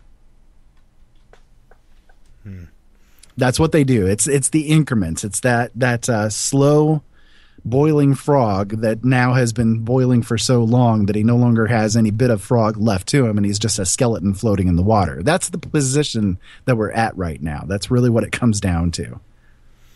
Yeah. Yeah, well, and I think part of what's going on in Charleston, I think could be part of Jade Helm. I really, there's a part of me that's starting to think that way. And I'm waiting to see what's next. Oh, well, this didn't stir up the masses. What else can we do? So that's my fear, because I see people in South Carolina not reacting to it in a bad way. And in fact, they're doing it in the opposite way that the powers that be would like them to do. They've actually kind of joined together. You don't see any of the protests, none of the riots. There's not people out in the streets that are freaking out about this whole thing. People are actually coming together in solidarity regarding it all.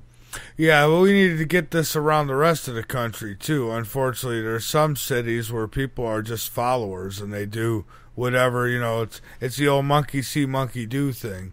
And people just follow people, And sometimes they're motivated by free TVs and things like that. And so we got to get out of that mindset, and we've got to start, I guess getting our priorities straight.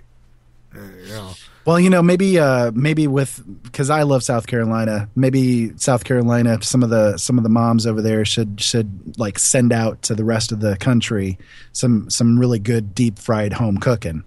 Well, hey, that's a problem too, because a lot of the moms, I don't think, do that anymore. I think most of them are sitting at a stop sign for 20 minutes texting their friends. I'm just telling you what I see. So, I'm telling you, society is already broken down. They're dumbed down. This is one of those nights where I just feel like if we have any hope, my God, help me see it. Because like today, I'm serious. I seen a woman sitting at a stop sign texting. And, my son's like, we should beep the horn. And why? I want to observe. It's like, instead of bird watching, it's moron watching. I do that so often. Yeah, let's watch the moron. Then when they get in an accident, they'll say, I don't know how that happened. Well, of course you don't, because you're dumb. You're not supposed to know things. Right. You just drive a car. They give a license to anybody, even illegals. So yeah, oh sure, they're handing them out like they're candy at this point. Yeah. So I don't know, Ira. I don't know if when we talk about hope, I have hope. I do, but every time I go out in society and get around people, I don't know, it kind of fringes just a little bit. So you have you don't have any of the Obama hope at this point, right? No, I don't even have any of the Obama change that I was promised, Well, with the hope and change, we were hoping that we'd have some change left. That's about what we're left with at this point. Yeah. So, I don't know. I'll tell you, Ira, it's a matter of when, not a matter of if, but things are going to get hectic. They are. You're seeing the Greek country, they're falling. Their financial system's crashing. Greece, they've had their problems, and it's going to keep going as a domino effect. And I really hope people get their heads straight before it comes here. As a matter of fact, there's been a general.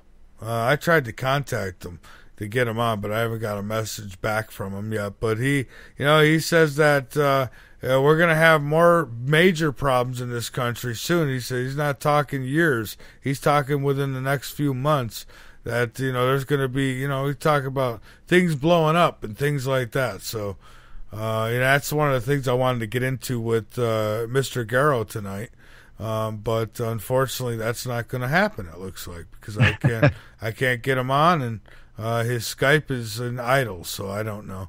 So maybe we'll reschedule him another time. We'll see what happens. But you really don't need people to really direct you too far, because if you open your own eyes, you could see exactly where things are going, and I don't like it. Now, I also was told that I need to look into portable mortuaries. I don't know if you've heard about this one yet, Ira, but there's a contract that's now been discovered that shows that the government has ordered like thousands of portable mortuaries.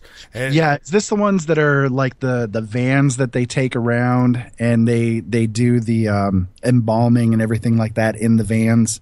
Oh, I think it'd probably be one of those, something like a paddy wagon or something, or an ambulance or whatever it is. I don't know exactly what they look like. I haven't dug into it yet, but I have been, somebody tipped me off and showed me a copy of a contract that's supposedly from a government contract for portable mortuaries, and they're looking for along the New Madrid Fault. Those states around that is what they're like, Texas and places like that. They're looking to set these things up. Now I wonder why. Yeah, we're at the northern tip of the New Madrid Fault here in Fort Wayne, Indiana, for instance. And one thing that I'm concerned about is with all of the rain that we've had. My God, we have had at this point 19 days of rain. We're halfway to Noah's Ark situation here in Fort Wayne, Indiana, by the way. So, well, yeah, it's gonna make your plate slide if you get it to enough water. It will. That's exactly what I'm saying. We have been dumped with so much water here that it's really starting to concern me. And we've got more coming. I mean, for the next week at least, we've got more rain every single day. So I'm starting to wonder if something is going to end up occurring with some slippage on that fault because of just so much rain getting down into it. Our aquifers are so full at this point that the ground can't even hold the water anymore. Our crops are completely devastated. It's a mess. It's really a mess. Yeah, well, it is. And, even I've seen them, they've been laying pipe in our area, a lot of pipe, and not kind of wondering what it's all about. And Autumn says, well, I bet you that they're going to start trying to hook us up to the city water and tell us that the well water's been contaminated. And if that happens, I'm going to be really pissed because right now I have well water here, and I don't have to. I could drink it.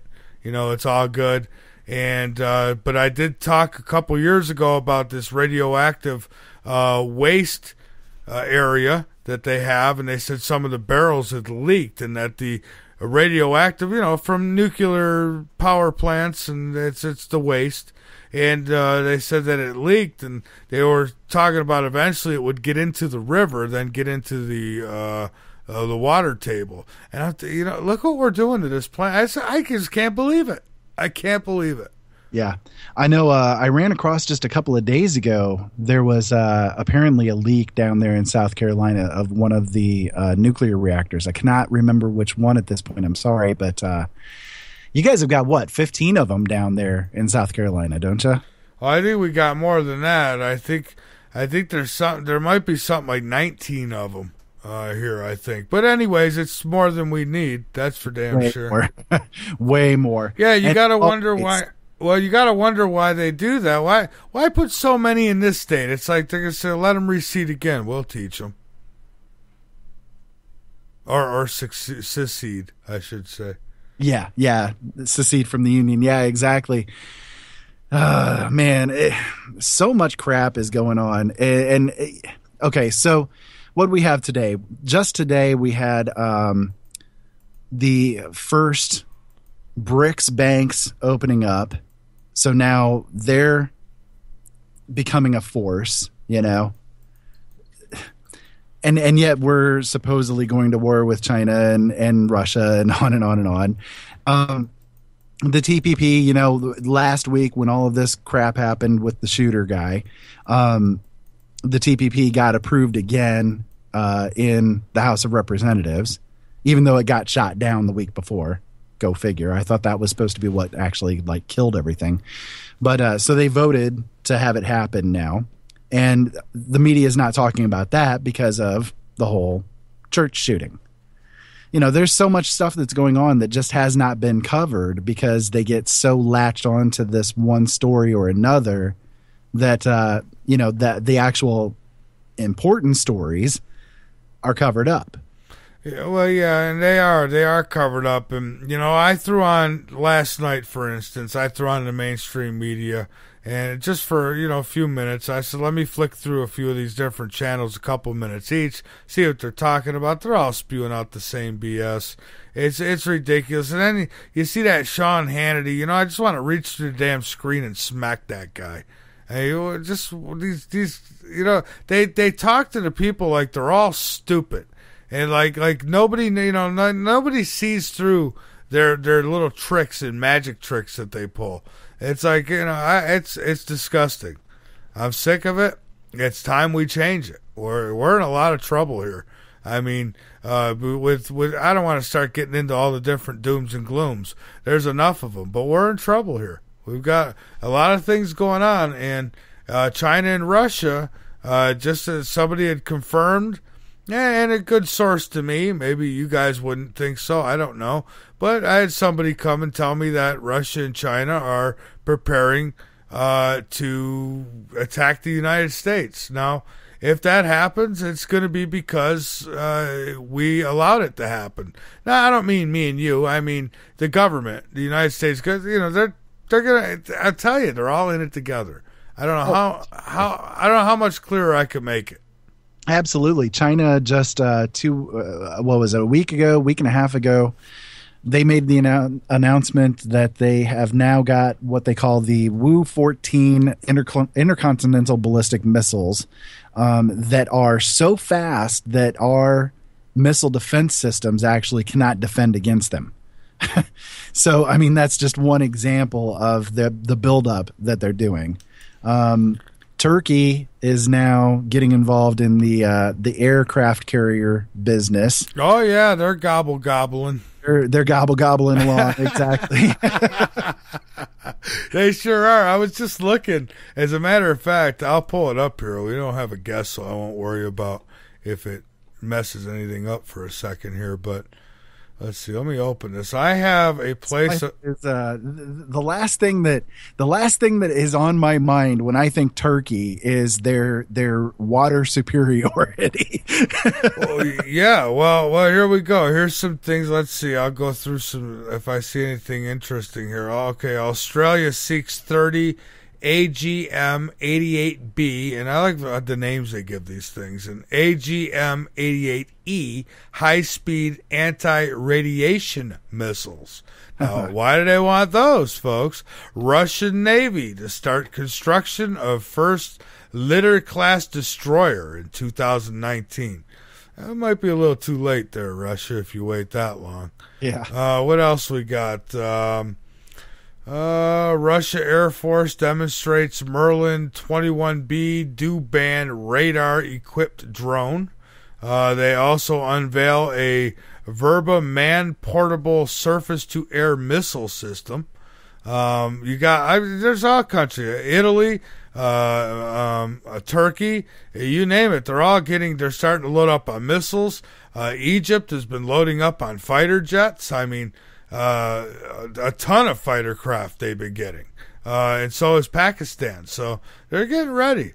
The world is ready. The only ones that aren't ready are the United States citizens, because we're all, well, not we all, but there's a lot that are just watching Fox News and thinking, well, we'll be all right. Everything is fine. Go back to sleep. The government is in control. Yeah. Go to sleep. The nine most scary words that you've ever heard. We're from the government, and we're here to help. Yeah, absolutely. Well, Ira, let's take our last break, and then you and I will come back and finish up. Folks, I'm sorry about James Garrow. I really am. I wanted to have him on tonight, and we did have him for about 20 minutes, but the audio was so bad that it just, folks, I have to send this show out. Not only do people pick it up, but I have to send this show to radio stations when I'm done here tonight so they could rebroadcast it. And if it's like that, that reflects on me. And I want them to rebroadcast it because I want to get the information everywhere I can. But, they're not going to be very happy with me if it's like that. And, it's just, so it has to be better, and I have to be a little more strict about it. So a level of unacceptability when it comes to the audio quality of things. Right. And if I wind up doing Saturdays on dark matter, then Ira's actually going to help me with that, and he'll be making sure he's going to help me set up a screening system here so that we can start making sure that the guests are right before, because we'll check sometimes, like last night, and then we get on to do the show and it's horrible. So by having somebody like an Ira or Autumn or somebody checking guests once in a while, that would be great, because Autumn would love to get back into screening the calls, and that's not that I want to screen all the calls, but I'd like somebody to at least get the guest and make sure, because when I'm live, once I bring them on, I mean, what am I going to do? All I could do is ask them to get on a better line, and if they can't, well, then we're heading off on this exit. So that's where that superhighway takes a completely different direction. Exactly. So we'll do the best we can, and we'll hopefully get this system set up where Autumn will be able to get back at her desk and help me out Tuesday through Friday, and then on Saturdays I would have Ira helping me because they're really picky too, dark matter, and for good reason. People get turned off if the audio's bad. They get turned off. They start, the hell with them. I'm not listening to that. It gives you a headache. So, it's, you got to have good audio. At least I do. I listen to other shows. Like, Blog Talk Radio has really hurt talk radio too, because their audio is so horrible over there most of the time. And, guests get used to that, so they think they don't. So then they come on, a show like mine. It's like, they think it's like everyone else. And, unfortunately, I have to be a little more pickier. So, all right, I'll stop bickering now, and we'll take this break. This is Late Night in the Midlands. I'm Michael Vera with Ira Robinson. Jim Garrow, his audio went haywall, and he's not been back. So we're going on without him. We'll be back.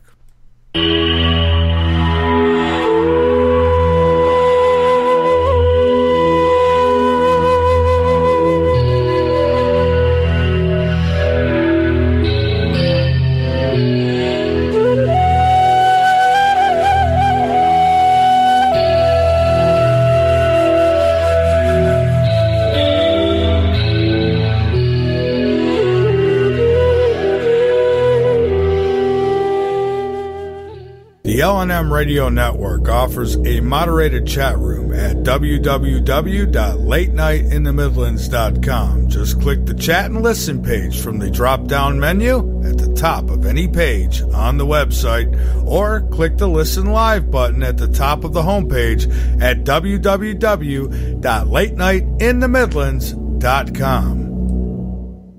And as we have been programmed mentally, intellectually, one must be aware of this being programmed like a computer.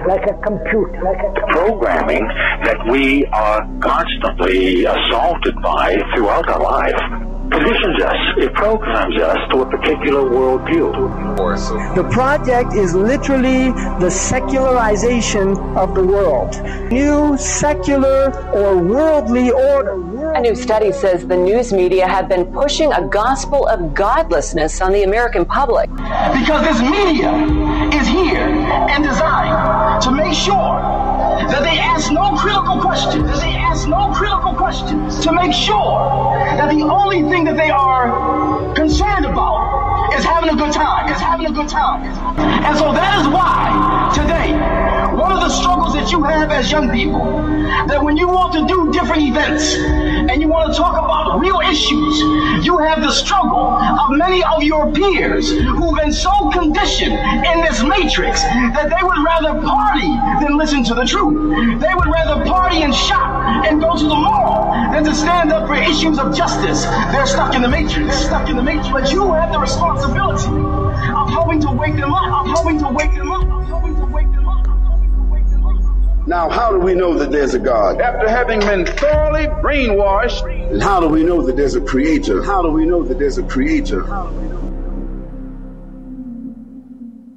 LNM Radio has joined with the Hardened Structures team to provide state-of-the-art survival shelter design and build services at LNM Radio exclusive rates.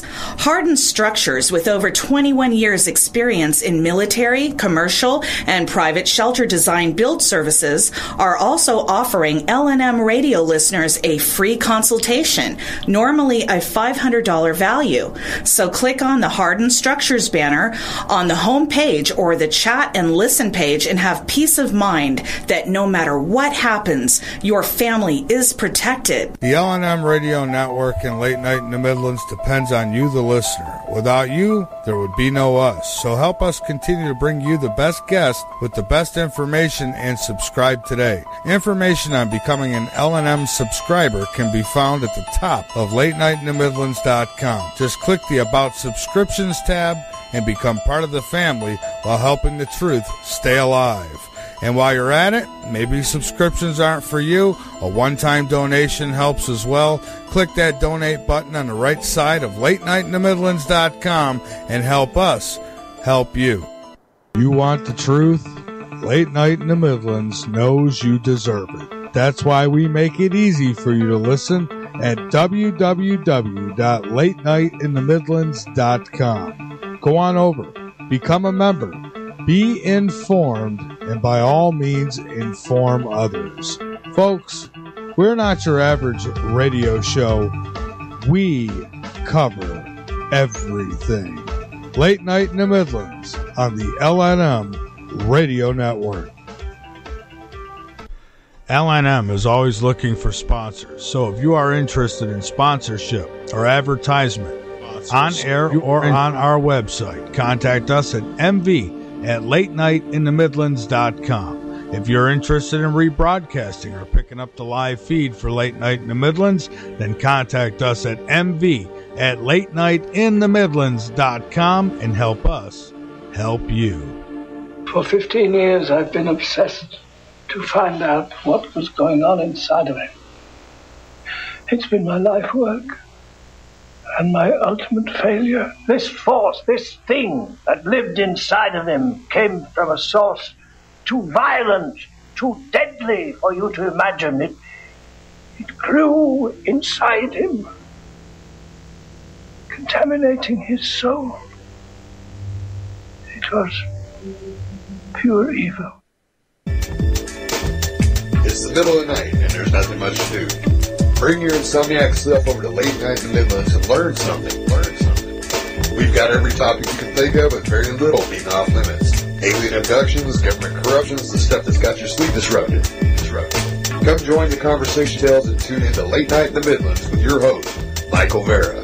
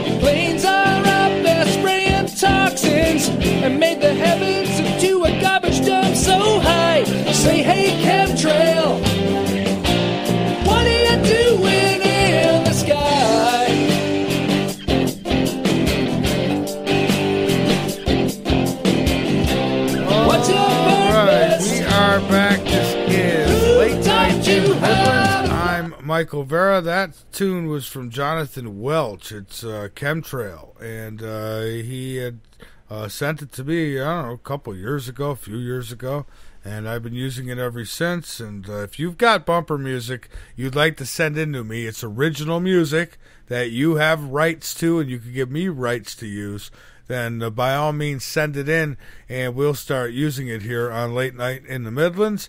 I got, while I was off the air, David, who listens and has been a guest on the show, sent me a message about a new crop circle that I thought was interesting enough that I'd bring him on to talk about it, because so we have David with us. David, welcome aboard.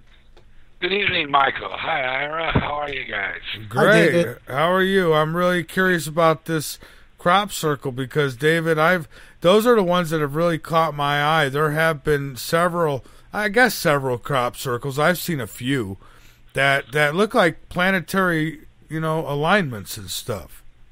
Right. Well, even your guest last week that shoots all the shots at crop circles, I was really kind of amazed that this one just popped up this week right after she was a guest on your program last week. And this one that was on Facebook today has a image of the sun with another round planet on the side of it. It's not distinguishable what planet it is. And then there's a little hole which represents a smaller meteorite, making up three different circles on this crop circle, and right next to it is posted another pictorial illustration by an artist that shows the sun, the Earth, and approaching meteorite. Well, like I put on the post, I said that isn't the same picture. The crop circle has the moon, I believe it is, because there's no terrain and there's no land mass or anything on it. So I would have to say that this is an indicator from the GFP as to just exactly what we've all been hearing and discussing as happening this September 28th. I think it is, because that's what I've been told by them. But it's a really interesting crop circle today. I know I sent Ira a message this afternoon to take a look at it, but he was probably busy. No, actually, I saw it, and it really is intriguing to me. I really, it's one of those ones that when you look at it, you got to sit back in amazement at the ability of them to make this. It really is a gorgeous looking one to begin with. Yeah. It also kind of made me shiver when I realized that, hey, somebody else is going to come on board with this as well. And if one of you guys could, if you have the link to it, if it's handy and you want to put it in the chat room, that would be great. Yeah, I was going to bring it up, and for some reason my Skype is kind of being a pain in my butt, so I can't actually go over to my Skype box and get the link. If you guys don't mind, I'll disconnect from you here for just a couple of minutes, and I'll restart my Skype, and I'll be able to get the link then. All right, not a problem. Great. All right, so I'll be back with you in just a moment. Okay. Cool. And so, David, what do you think this crop circle means? I think we've been being warned, to be honest with you. That's what I think. Well, I think because, there's been the crop circles, I think, put on our planet by different groups, some trying to mislead us as well. But this one here is directly from the Benevolent Galactic Federation of Planets. And this one is here to, like I say, kind of chime in and agree with what we've been discussing recently, and pointing this points right at September of this year. So I think everyone should, or is now, spiritually awake, so to speak, and kind of coming to a new reality that's before us all now, a little different than it was a few years back.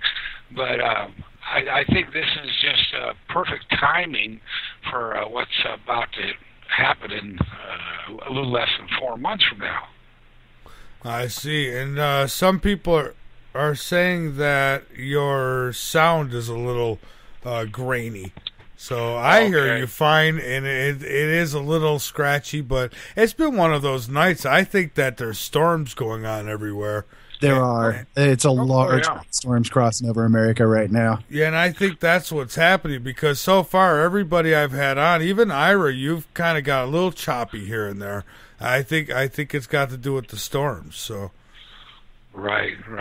Now, did either of you guys get a chance to listen to those new Neil Young songs that have been put on Facebook today called "Promise of the Real"? The Monsanto years. The Monsanto what? The Monsanto years. Monsanto years. Not me. But I haven't heard any of it yet myself. It's a great CD. It's the best one he's done in a while, and not just the words of the songs, but the music as well. He's got that old electric guitar, a rock era, kind of rockabilly era, and I listened to the whole thing a couple of times a day, and it put goosebumps up my spine. The words of those songs, it's really incredible, and it's a perfect time too. He's always been kind of a political revolutionary in his own right, but this is going to be a big one, I think. Yeah. Well, like I say, I think we've been warned a lot. I think with a lot of these crop circles, I've seen some that have planets and this and that, and I mean, it's obvious that they're trying to tell us something. They're either telling us this is where we live, or they're telling us this sucker's coming for you. I don't know which, and I'm guessing that they're probably telling us that there's something about to happen. Well, that's my thought too. I mean, we get warned a lot through the crop circles and through prophecies and all that kind of stuff. I mean, let me give you my thoughts as far as that kind of stuff is concerned real fast. For me, the way that I look at things, I believe totally in prophecy and predictions. I've been able to do it myself a number of times. The problem with it is that the more people that are involved and the further away from this time period that prophecy is involving, the less likely it is to happen, especially in the way that it's been prophesied to happen. The more people that you get involved, the less likely it is, because more people basically can screw things up, by changing the way that the timeline is working. And the further out it is, again, there's more of an opportunity for people to do things differently. So the closer it is and the less people that are involved, the more likely a prediction is to actually come true. And so when it comes to things like this that are on this really massive scale, I'm always hesitant to jump on it as a prediction because I know how they work. I know that just even by us as a people focusing attention on it, that right there is enough to actually cause things to change. So just giving that as my little preview or precursor to the statement. But I do think that there is an element of prediction to this type of crop circle, whether it is us being warned about this type of thing incoming or whatever the case may be. I don't know, but I definitely take it in that kind of a light. Right. Well, I agree. You need to use a grain of salt every time you try to digest anything that is something this astronomically overwhelming, such as a prophetic statement that this particular crop circle makes. And it's so close, in fact. Most people think of prophecies as something far into the future or far into the past. But this one here relates directly to us in just a few short months. So we'll have to see whether this is a home run or not. Yeah, everything's always years away, and people tend to do that purposely because they always want to feel like they have time, and eventually something's going to happen, and you're not going to have any time, and you're going to think back to at least the last 8 years. You've been warned to prepare, and people say, "Oh, you're a fearmonger." Oh, okay. Well, I'm not saying that Planet X is coming. I'm not saying that the Galactic Federation of Planets is coming. But I'm telling you something's coming, and David could be right.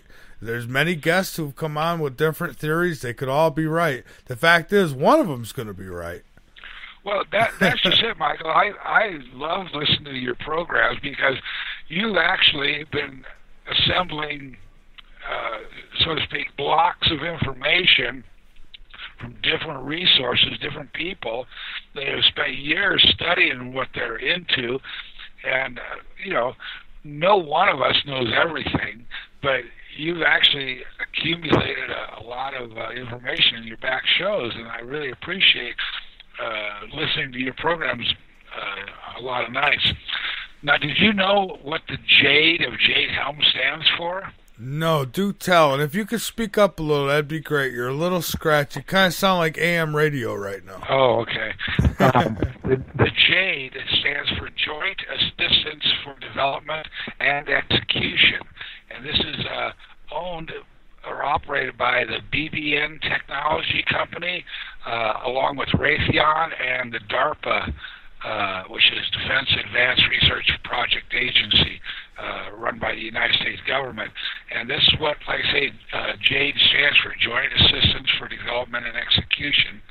I haven't heard what the HELMS means, but supposedly a lot of the elite families have been leaving Australia and the different countries right at the moment, I heard today on the internet, and they're going to, if they're not in the underground bunkers right at the moment now, because they know, they've been told, it's kind of like they're blowing the whistle amongst each other, and they're saying, we got to get down there right now, because it's coming in, and it's coming sooner than the general populace thinks.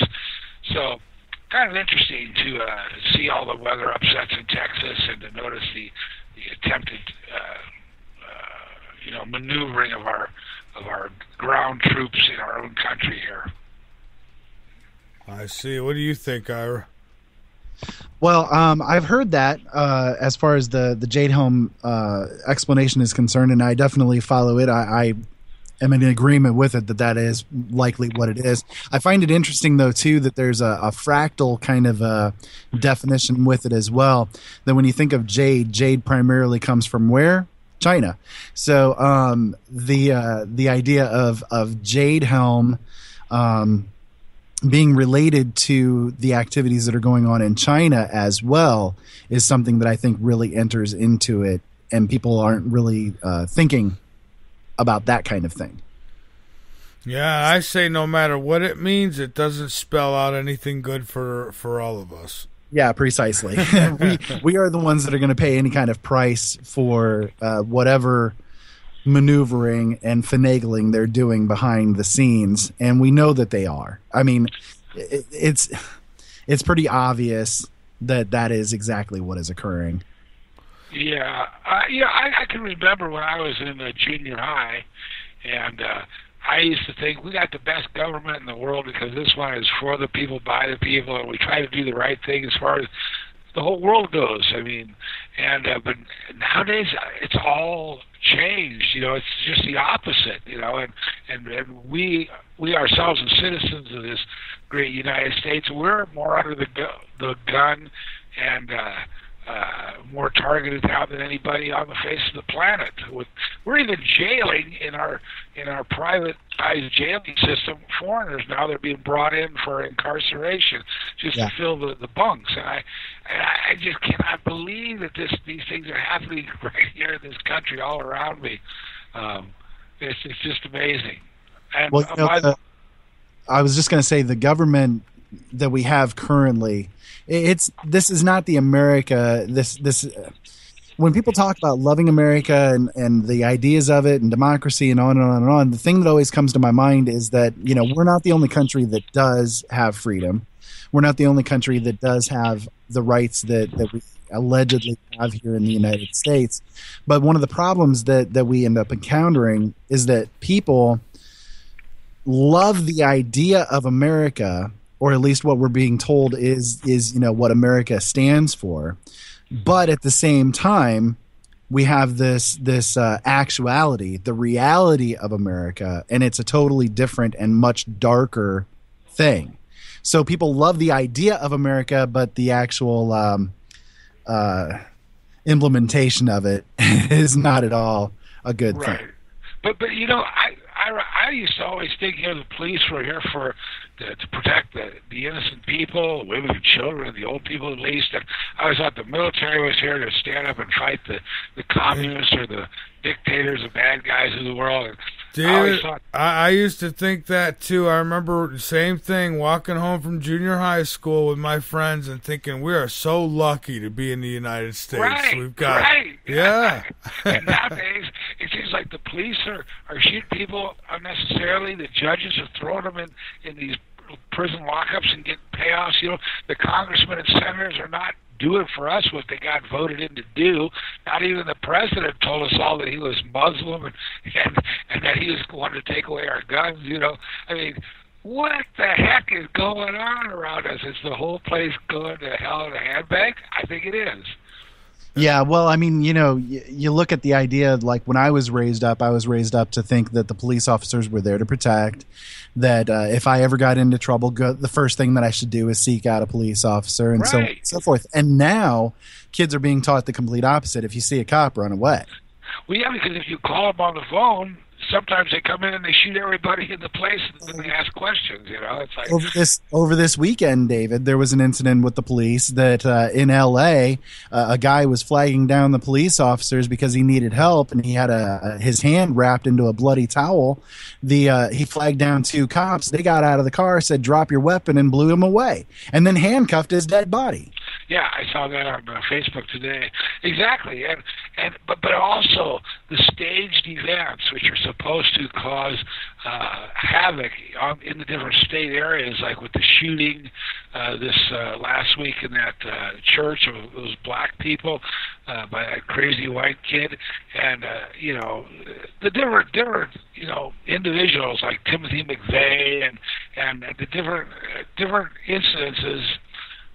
Like with the Boston Marathon bomber and whatnot, you know, these are staged events, and these are all cooked up and by somebody else, and they're being carried out by actors and whatnot. You know, another interesting article that I saw a couple days back discussed this large computer that's now online in the world. And it's what is taking into itself not just the Facebook, but all the different parameters of our internet and whatnot. And it's growing in intelligence, and it's recording in its large computerized brain all the facts and figures and compiling them. And I'm wondering whether or not this we can refer to it as HAL 9000, just to give it a name.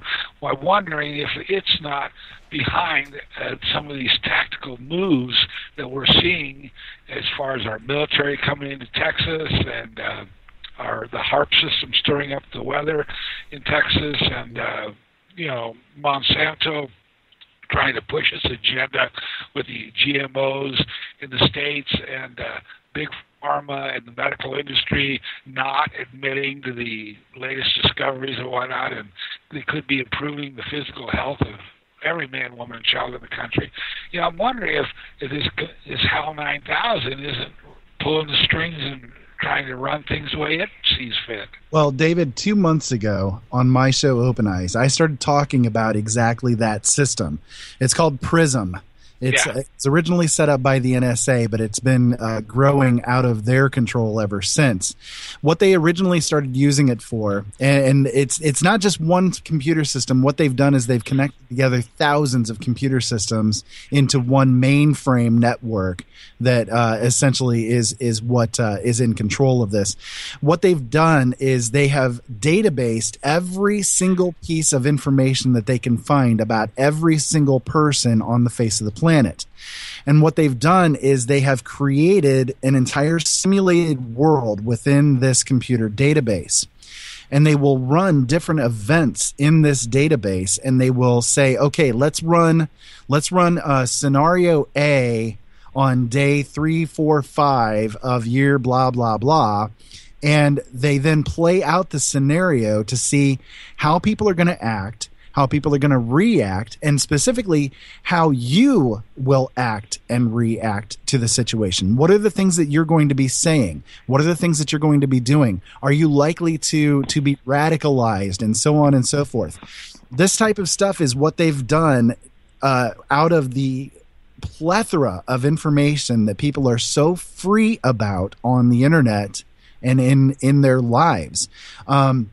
They go to Facebook and they reveal every little bit of information about themselves. They go to YouTube and they reveal every little bit of information about themselves. All the videos, all the texts, all the tweets, all the Facebook posts, all of this information has been databased, collated, and is being used to make sure that they can keep complete control over people, because they know how each individual person is going to act and react to any given situation. So they do things to make it so that they will play out these scenarios ahead of time, knowing that X amount of people are going to start protesting, or X amount of people are going to react in this kind of way. And okay, we'd like to have that happen, so let's go ahead and enact that thing in real life.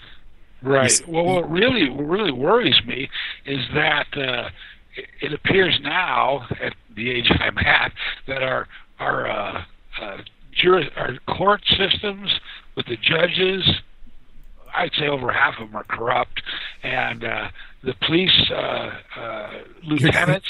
Credit I give them. The police lieutenants, our law enforcement departments are being run by corrupt individuals, and at least in the bigger cities, and and all the way up to the congressmen and senators that are all paid off by the big companies, to allow them to keep polluting and hold back our country from making the advancements now that we know is possible for energy and for food and for everything. What is going on? When we first started to discuss these things, Michael, remember when we said maybe there's a few people in high places, but we just got to get rid of them. Now I'm thinking it goes all the way down to the lowest levels of authority, and they're all on the take. I'm with you on that. I believe so too. I think that on some level they are all on the take, and that's why I keep saying, people want to overlook the little guys all the time and go right to the big, but we can never get to the big guys without getting to the little ones first. You have to take down the pyramid from the bottom up. That's the best way to do it. Taking it down from the top up is not going to work. You have to take it down from the bottom up. Do you know how you'll have these people shaking in their skin if they start seeing their little minions getting, one by one being dealt with and brought to justice? They are going to be shaking in their boots soon. That's what it's called when your knees start knocking together. I made on my show again a couple of months ago. I talked about a survey that was done by a police officer of his fellow police officers. He sent out a questionnaire to, I think it was somewhere around 5,000 or so, but he gave it, like all around America. And in this survey, he asked them specific questions like, have you ever read the Constitution? Do you remember what's in the Constitution? Questions along those lines. Only 25% of police officers that responded actually said that they had read the Constitution. And out of those 25%, only another 20% actually remembered anything that the Constitution had to say. And these are the people that are supposedly there to protect our constitutional rights. So how exactly are they supposed to protect our constitutional rights if they don't even know what the frack is in the Constitution to begin with? They're not here to protect anybody's rights anymore. They're here to herd the cattle, so to speak, just like in the old cowboy and cow rancher days. They don't care about who's on the other side of their plastic shield or at the end of their baton anymore. They're gonna strike first and ask questions later. Right. But and this is self-protection of themselves. They're just trying to get a paycheck. That's all they care about, as sad as it may seem, because those paychecks just haven't been coming in for everybody for a long time now. Well, for some it's the paycheck, and for others, they're trying to keep their spot in Willy Wonka's chocolate factory. Right, yes, right, that too. But whatever it is, it has absolutely nothing or no consideration for their fellow man, woman, and child. They have no thought of the fact that they may die today and be standing before the karmic wheel. Yeah. It has absolutely nothing to do with what they're brought here, put here in one short little lifetime for. So that's really what we need to start to do, is to have a reassessment of what our human values are, and what our human purpose is, and what it means to be one of several different colors of human beings on this planet. I mean, the reason we're put here in different colors, different shapes and sizes, is so we can get along. Because I'm sure if the creators wanted us to all look exactly the same, we would, you know. It's a pretty vanilla place to live. Right, it would be a boring place to live. It's like the animals, you know, they don't all look the same. The way that I look at it is that, you know, we're all here to learn lessons, and that's what it really all comes down to. And you can experience different lessons by being, you know, born into different situations. But the way that I look at things is that, you know, there is no difference between any of the quote unquote races besides the cultures that we live in and the tenets that we follow. That's the only difference between people in any way, shape, or form. You don't have to be Hindu or you don't have to be you know, Asian Indian in order to be a Hindu. You don't have to be a white person to be a Christian. On and on and on. It's all about the culture that you've grown up in and the belief systems that you follow. That's the only difference between any of us, and those things are learned. They're not born into us. Well, and also, Ira, you know, and Michael, it's whatever religious sect you're born into, whether it be Christian, Muslim, Buddhism, Taoism, even people from Indonesia, you know, whatever you're raised in, that's kind of the same system you kind of die in, you know, or you don't feel comfortable like even going outside that system usually, because all your friends and family and everybody else are still there, so you just kind of go to that temple of worship or whatever every week. Right, it's cultural, exactly. Yeah, it's cultural, and those cultural chains we've all put upon ourselves, or that we've put on us, is what's holding us all back from a universal or a galactic realization that we've got brothers and sisters from other worlds. They're going to be coming here soon. Maybe some people say they're walking amongst us, and we got to drop these chains that bind us mentally, so we can accept them and understand where they come from and what they've been subjected to, you know, in time and space. So it's almost like a breakthrough that's going to happen. It's coming, and what I feel now is that it's so important for our 19 to 35-year-olds to vote in the same direction in 2016 to elect an independent candidate rather than get another Republican or Democrat in there, because the whole bunch of voters are kind of dismayed at the lack of enthusiasm and the lack of good candidates. So, you know what I've been thinking lately is anybody at all could fill these offices of congressmen and senators and do a really good bang-up job for their state and their people, and it wouldn't require anything special from them. Just do the job and do it the right way, because, you know, those, like I say, we've all been hoodwinked and ripped off and taken to the bank. When you figure how much money has been spent on underground tunnels and bases, military intervention in over 50 countries, and the fact that we still are burning that dirty gasoline and wearing around cotton clothing because those two corporations don't want the hemp allowed, and they don't want to see hydrogen from water used to propel our engines. So, you know, just the money spent on the space program alone could take care of so many of these problems. But we got to do this. This is what we got to make happen in our lifetimes. 1% of the amount of money that's spent just by America alone on defense each year would eliminate poverty. Exactly. Just as one small example. But no, we can't do that. We have to shave off $90 million a year from the food stamps program, because that's where the problem is. Right. Could you see working 10 hours a week? Wouldn't that be a joy? Yeah, Michael? yeah. I mean, I love that too. I mean, of course, you would be putting in much more than 10 hours because you have a lot to report on. But well, my stepson, I was just talking to him a little while ago tonight, and you know, I said, "Me, you're never around." He said, "Oh well, I've been making like $600 to $800 a week," and I'm like, "Oh really? Well, what do you know?" "Oh, I'm putting in all these hours," and I'm thinking, Well, you know, when I was younger like that, I thought that way too. Put in all these hours, get all this money. But then as you get older, like, you know, we are, you start to think that, you know, you got to enjoy life. What good's all that money if you're not enjoying your life? I mean, youth is wasted young. Yeah, yes. Exactly.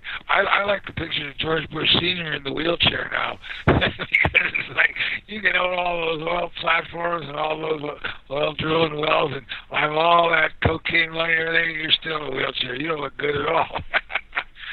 So that's what comes. That's what comes when you're got too much money, so to speak. Too much of a good thing can actually be work against you. Yeah, it can. It really can. You know, I used to do that. I had 2 jobs, and, you know, I'd finish one and go to the other one. And it's like, yeah, okay, I'm making all this money, but I'm only giving it to other people here because I could afford more, so I'm spending more. And, you know, and it's like you're always in the same boat, it seems. So the hell with money. You know, I only need enough to keep the roof over my head. Other than that, that's why I can't be bribed. These people can kiss my royal behind. I know that one, Michael. Well, I have literally no care about money whatsoever. I really don't. I care for it as far as a resource, and as long as I can make enough and invest enough to keep it working, then I don't have to worry about it anymore. Like in this coming election in 2016, the points of contention are going to be health care, education, and resituating our Social Security to pay for itself once again. It's not going to be more military spending, more space exploration spending, more spend on junk we don't even need. We need to take care of the business here first and foremost, and by doing these things, we can actually get our system back up and running, and then we can maybe spend some money for space research, exploration. Then maybe we can, when we were kids, Michael, we used to have, what was that program? They'd go on the big boat, Hope. They'd go on the big boat, Hope, and they'd go and rescue countries that were starving to death and no crops or anything, like over in Africa and whatnot. And it's like, we could do things like that again, but nobody's done anything like that in years. Right. Well, I look at it this way. What we need to do is the same thing I'd do if I had a problem with all my equipment here. I would have to tomorrow shut everything down, disconnect everything piece by piece, and then put it back together so it's right. And that's basically what we need to do. Oh, yeah, exactly. Well, we should have our children learning how to raise crops in high school, pick them and prepare meals with them before they graduate, so they can do it for themselves when they go out into the real world. Yeah, I agree. So practical things, practical applications of our education are so necessary now. They are, but that's the thing that I always say about colleges. With people going to college and they learn a lot of the extraneous stuff that goes with college life, whereas tech schools, I think, are actually the more valid places to go and more valid things to do overall. I went to 2 different colleges. One smaller art college and the University of Minnesota for a couple of years before I just quit and said, this is ridiculous. I'm not learning anything of any value here, And then it was like 5-6 years, and I went back to a computer school and graduated from that and got my job at Sperry Rand, and I enjoyed that career for several years. But it's like that's what we need to do. We need to have high school more for rounding out the individual, and then the technical schools for further education, for depending on what they choose to do, and it should all be free of charge too. By the way, all of our education system should be included in this country's plan for everyone, which includes medical and insurance, and all these things should be socialized so they can be run efficiently and correctly, rather than privatizing, the insurance and privatizing the college and colleges and I don't know. It's just weird the way we think of some is better than others, and it's all going online now, so it's all basically the same. Yeah, well, David, we're just about out of time here, so I want to give you a chance to get on anything that you like. I thank you for jumping on here with us. No, I on tonight. I had just woken up from a afternoon nap, and I thought, I still got an hour. I can listen in and see what they're talking about. When he told me to come on, I was surprised. I thought, oh boy, all right, well, I'll tell you about the crop circles. But no, thank you so much for giving me the heads up and the come on, and I always enjoy throwing in 2 cents whenever you guys have a minute to listen. All right, well, we appreciate it because it helps, especially nights like tonight. So I appreciate it. And in the crop circle, it's something I actually get from that guest that I had on the other night, Patty Greer, I think it was. Right. Yeah, I actually get a newsletter from her now frequently, so I got to start paying more attention to it. Well, I'm sure she's into this crop circle. This is most times those crop circles are a little complicated, and everybody's looking at them and saying, "Well, what do they think that is?" Like, what's this represent? But this one is just plain and simple. And like I say, it's got three orbs in it. They're all 3 different sizes, and you know just what they are. Ira, have a wonderful evening, sir, and I'll be talking to you on Facebook. Thank you, David. Have a great night. All right, David, thank you very much. Yeah, we have just totally lucked out with phone connections tonight. This big geomagnetic storm going through, as well as the storms across America here right now, too. So I think between the two, it's just been causing a big mess. Right. And see how we are here? I mean, like David says that he's for socializing of medical and education and stuff. And, I jumped down his throat, but I disagree. I don't think that that's what kind of Obama's trying to do now, isn't he? And it's not going very well. I think anytime government gets involved, it's bad. I think not that it should be privatized, no, but that it should be community. Us. We should be in charge of it, not the government. Yeah, I absolutely agree. We got a big troll there in the chat room. Anyways, so I agree. I mean, I know that right now he's trying to do the socializing of the college and all that kind of stuff, and I don't necessarily disagree with it myself. I think that education is such an important thing as far as our kids are concerned. It's just the way that they're educated right now I'm in complete disagreement with. But again, that's kind of a whole show in and of itself.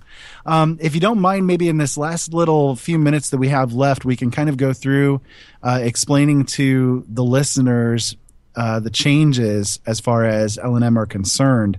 I'd like to make sure that people understand what all is going on with it. Absolutely, and I'd like to give a shout out to the dickhead who is in our chat room, who, these people come out of the woodwork. You know what? Hey, I want to say this because it irritates me, because here we are talking about certain things and you get idiots who come out. They're nothing but punks. And I'll tell you what, I'll pay for it, punk.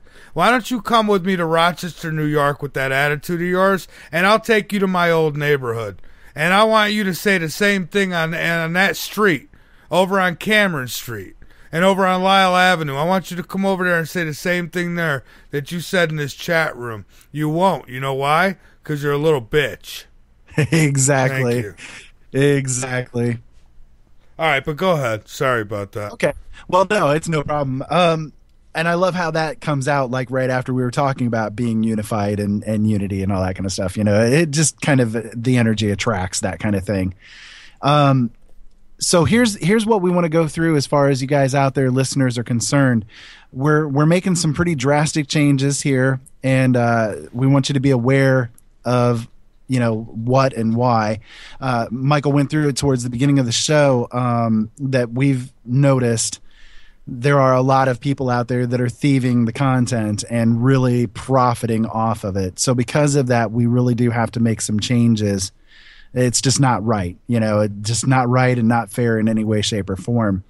So here's the changes that are going to be enacted basically as of this moment in time, as of tonight's Late Night in the Midlands show.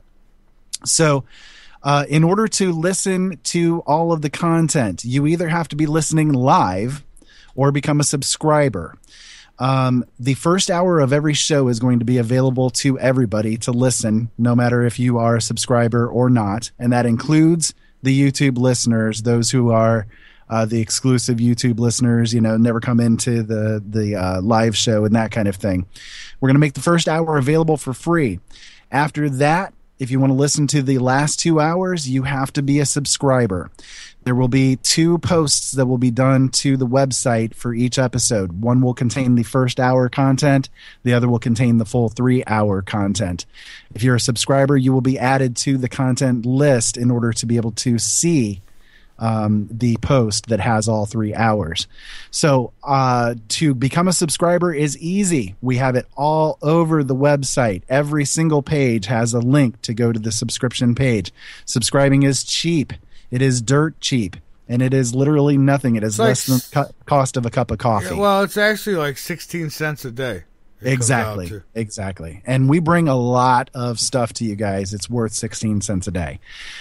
So basically, you can sign up to the website. There is a link underneath the sign-in form that says to sign in. Click here to sign in to the website.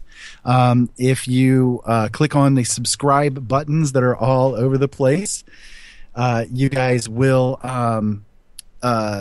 be able to become a subscriber. Like I said, it's easy to do. And for those of you who are also frequent donators and not necessarily subscribers, the same will apply to you as well.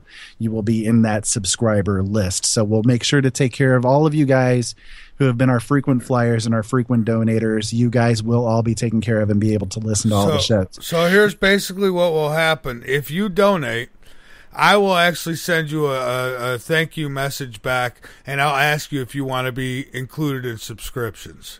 And I'm not talking about someone who just decided to donate $1 tonight. Yeah, make it worthwhile. Yeah, I'm talking about people who donate on a regular basis, and you're donating, or even a one-time donation, we'll add you in. So, anything $5 and above, we'll put you in.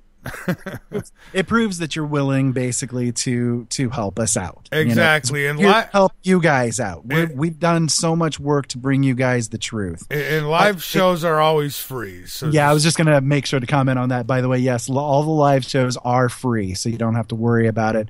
And we do replay the content, at least at this point in time. The content is replayed about 12 hours after it originally airs. So this show plays 9 p.m. to midnight every day, Eastern Standard Time, and it will replay again at 9 o'clock in the morning. So if you miss it on the live show in the evening, you can catch it in the morning.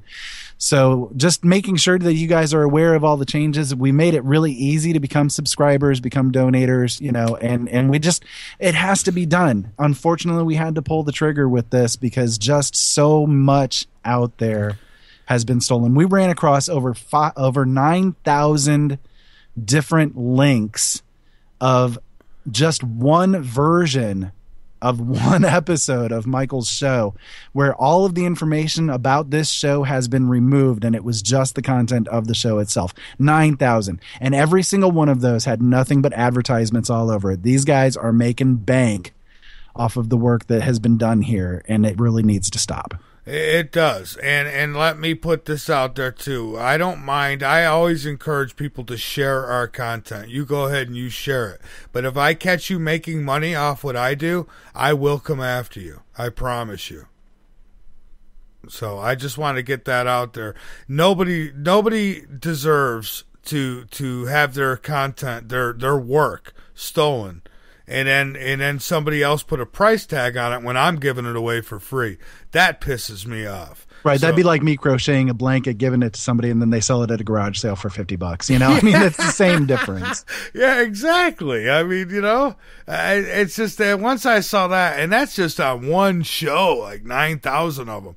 I mean, I'm going to be spending. Me and my team will be spending a lot of time. I'm actually working right now trying to work out something with Google where they will go and they will just take care of all these whats. in one shot. So I'm going to be back on the phone with them tomorrow trying to force them to do it. In the meantime, we will keep making claims. Don't email me telling me you're sorry and you didn't mean it. I don't want to hear it. Listen, folks, I've been Mr. Nice Guy for a long time. I'm tired of it. I'm not going to have people taking advantage of me no more. All right. So those days are over. You know, it's just stealing I used to look at the stuff and think, oh, how nice. Look at, they put my show up. You know, I just being totally overlooking the fact that they're advertising the hell out of it. You know, putting advertisements all through it, and they're making tons I of saw money. one that had over 18,000 views. One of my shows was actually 7 hours long that they did because they put so many advertisements in it, and they're getting paid for all of those. So, you know, I'll tell you, if there's a lawyer out there who'd like to volunteer, come on. You'll get paid when I get paid. Yeah, well, let's sue every one of them, because I can't stand thieves. You know, the only thing that bothers me more than a pedophile is a thief. I cannot stand thieves and liars. You are the lowest scum on this planet, and every one of you should be shark food. Because you're thieves and you're liars. I can't stand scumbags like you, because that's what we have in government. That's why we're where we are now, because of people like that. If somebody asks me, hey, can I post your show on my site? You know, I may say yes, probably would say yes, most likely, right? But when I find out they're making money on it, when I'm giving it away, no, that's not. So yeah, we did have to do this, long story short. Yeah, it really came down to a matter of not any choice involved in it whatsoever. So that's going to be the changes as of tonight. Like I said, the live shows are always going to be free no matter what. You guys can always come here to the chat room. The chat room is always free. You know, the 24-hour, 7-day-a-week stream is always free.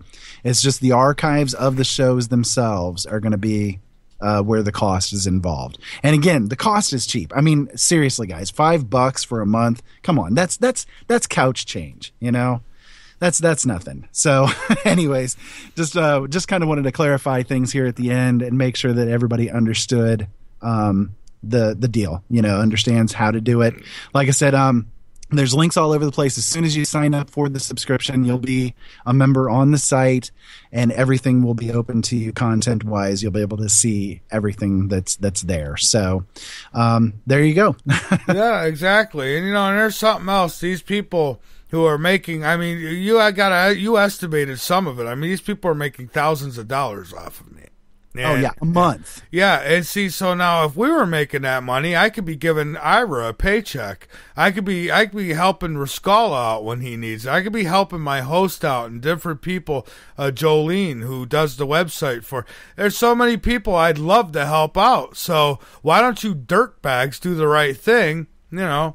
And let's work out deals. If you want to use my content to make money, all you've got to do is pay for the copyright of it. You do that, and you're welcome to use it. And then I could pay my people who work so hard to make sure that this show is as good as it is. It really does. It irritates me. It's a good thing I can't get my hands on these people. It really is. It's yeah, you and me both. Yeah, because they're taking away from you. You know, my whole goal here, when I get great people like you who have been such an asset to LNM, and you know, I'd love to be able to take care of us all.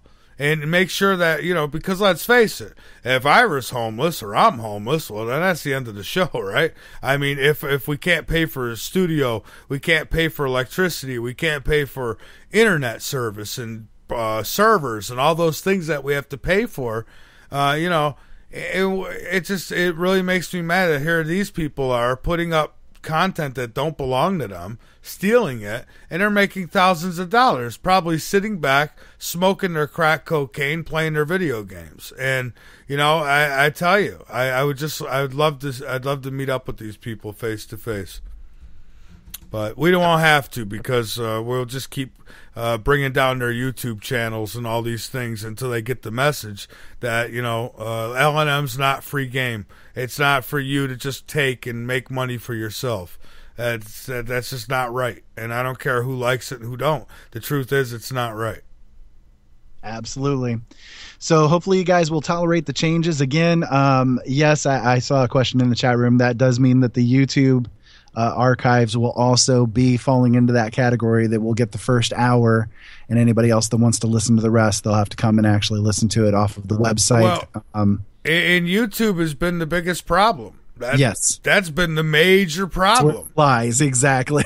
Yeah. I mean, because they're letting people steal my content and put it up, and it's not until you report it that anything's done about it. So it's because of YouTube that there's 9,000 of each show out there paying somebody else. So that will be locked up too. And I hate to do it, Ryder. You could tell when I brought it up to you. I mean, I didn't want to do it. I mean, I really absolutely. don't. But there's it's no the way. Last thing. I mean, it's something that you've had in your heart for a long time, that you don't want to do this. But I mean, there's just it's rampant. People, it really is.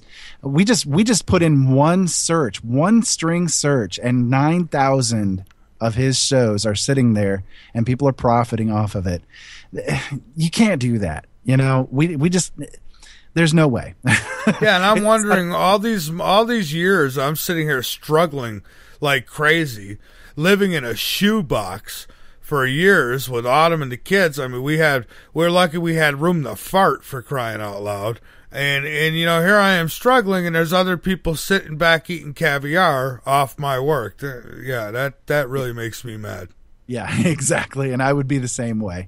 Yeah. So there you go, guys. That's going to be the changes. We'll make sure to keep everybody apprised of it all. You know, you guys will know. There won't be any excuse for not knowing that this is going to be the way that it will be. So it's unfortunate, but it has to be done, and we'll just move forward from here.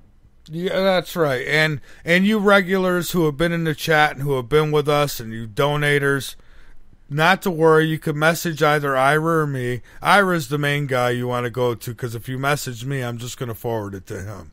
So we'll make the frequent flyers are taken care of. Yeah, so. I mean, you know, it might be a little process to start things out, but bear with us. We have to do this. People are stealing from us, and if they continue it, you know, eventually, you know, what good will we be? We can't let them do that. Exactly. So, well, Ira, anything you want to get out there before we're done outside of what you already have? Well, you know, honestly, just when it all comes down to everything that's going on in the world right now, just have no fear. That's the biggest thing. Have no fear. Don't worry. Don't spread the fear around. Just be yourself. Be true to yourself. Be a human being. And that's what it really comes down to. Thanks, everybody. All right, and with that, I apologize to everybody once again for the guest. Audio was not good. We tried to reconnect with him after we disconnected with him, and we could not reconnect with him. So Jim Garrow might be rescheduled in the future if he chooses to come back on, which I hope he does. I admire the guy. I think he does great work and a good justice coming out and talking about these things. So we'll see how that goes. Folks, thank you for sticking with us through the years and sticking with all the changes. But you know what? You got to admit, all our changes have been great changes up until this one, but we have no choice. We have to do it. So with that, folks, keep your eyes posted to the sky, because you never know what you might see. Keep your ears posted to this broadcast, because you never know what you might learn. And big props to our station manager and program director, Ira Robinson, and especially our webmaster, Jolene Robinson. And with that, folks, have a great night. I'll be back with you tomorrow night, and believe me, I'm gonna work hard during the day to make sure nothing goes wrong tomorrow night. We've got Dr. Lynn Keaty joining us, and on Wednesday, Laura Eisenhower, Ben Davis. I've got X-Event Hayes is joining us on the 26th. We've got a roundtable on the 25th, so should be an interesting week. And well, that's it, folks. Keep it all real, and we'll be back with you tomorrow night. And YouTubers, I'm coming for you now. Good night, everybody.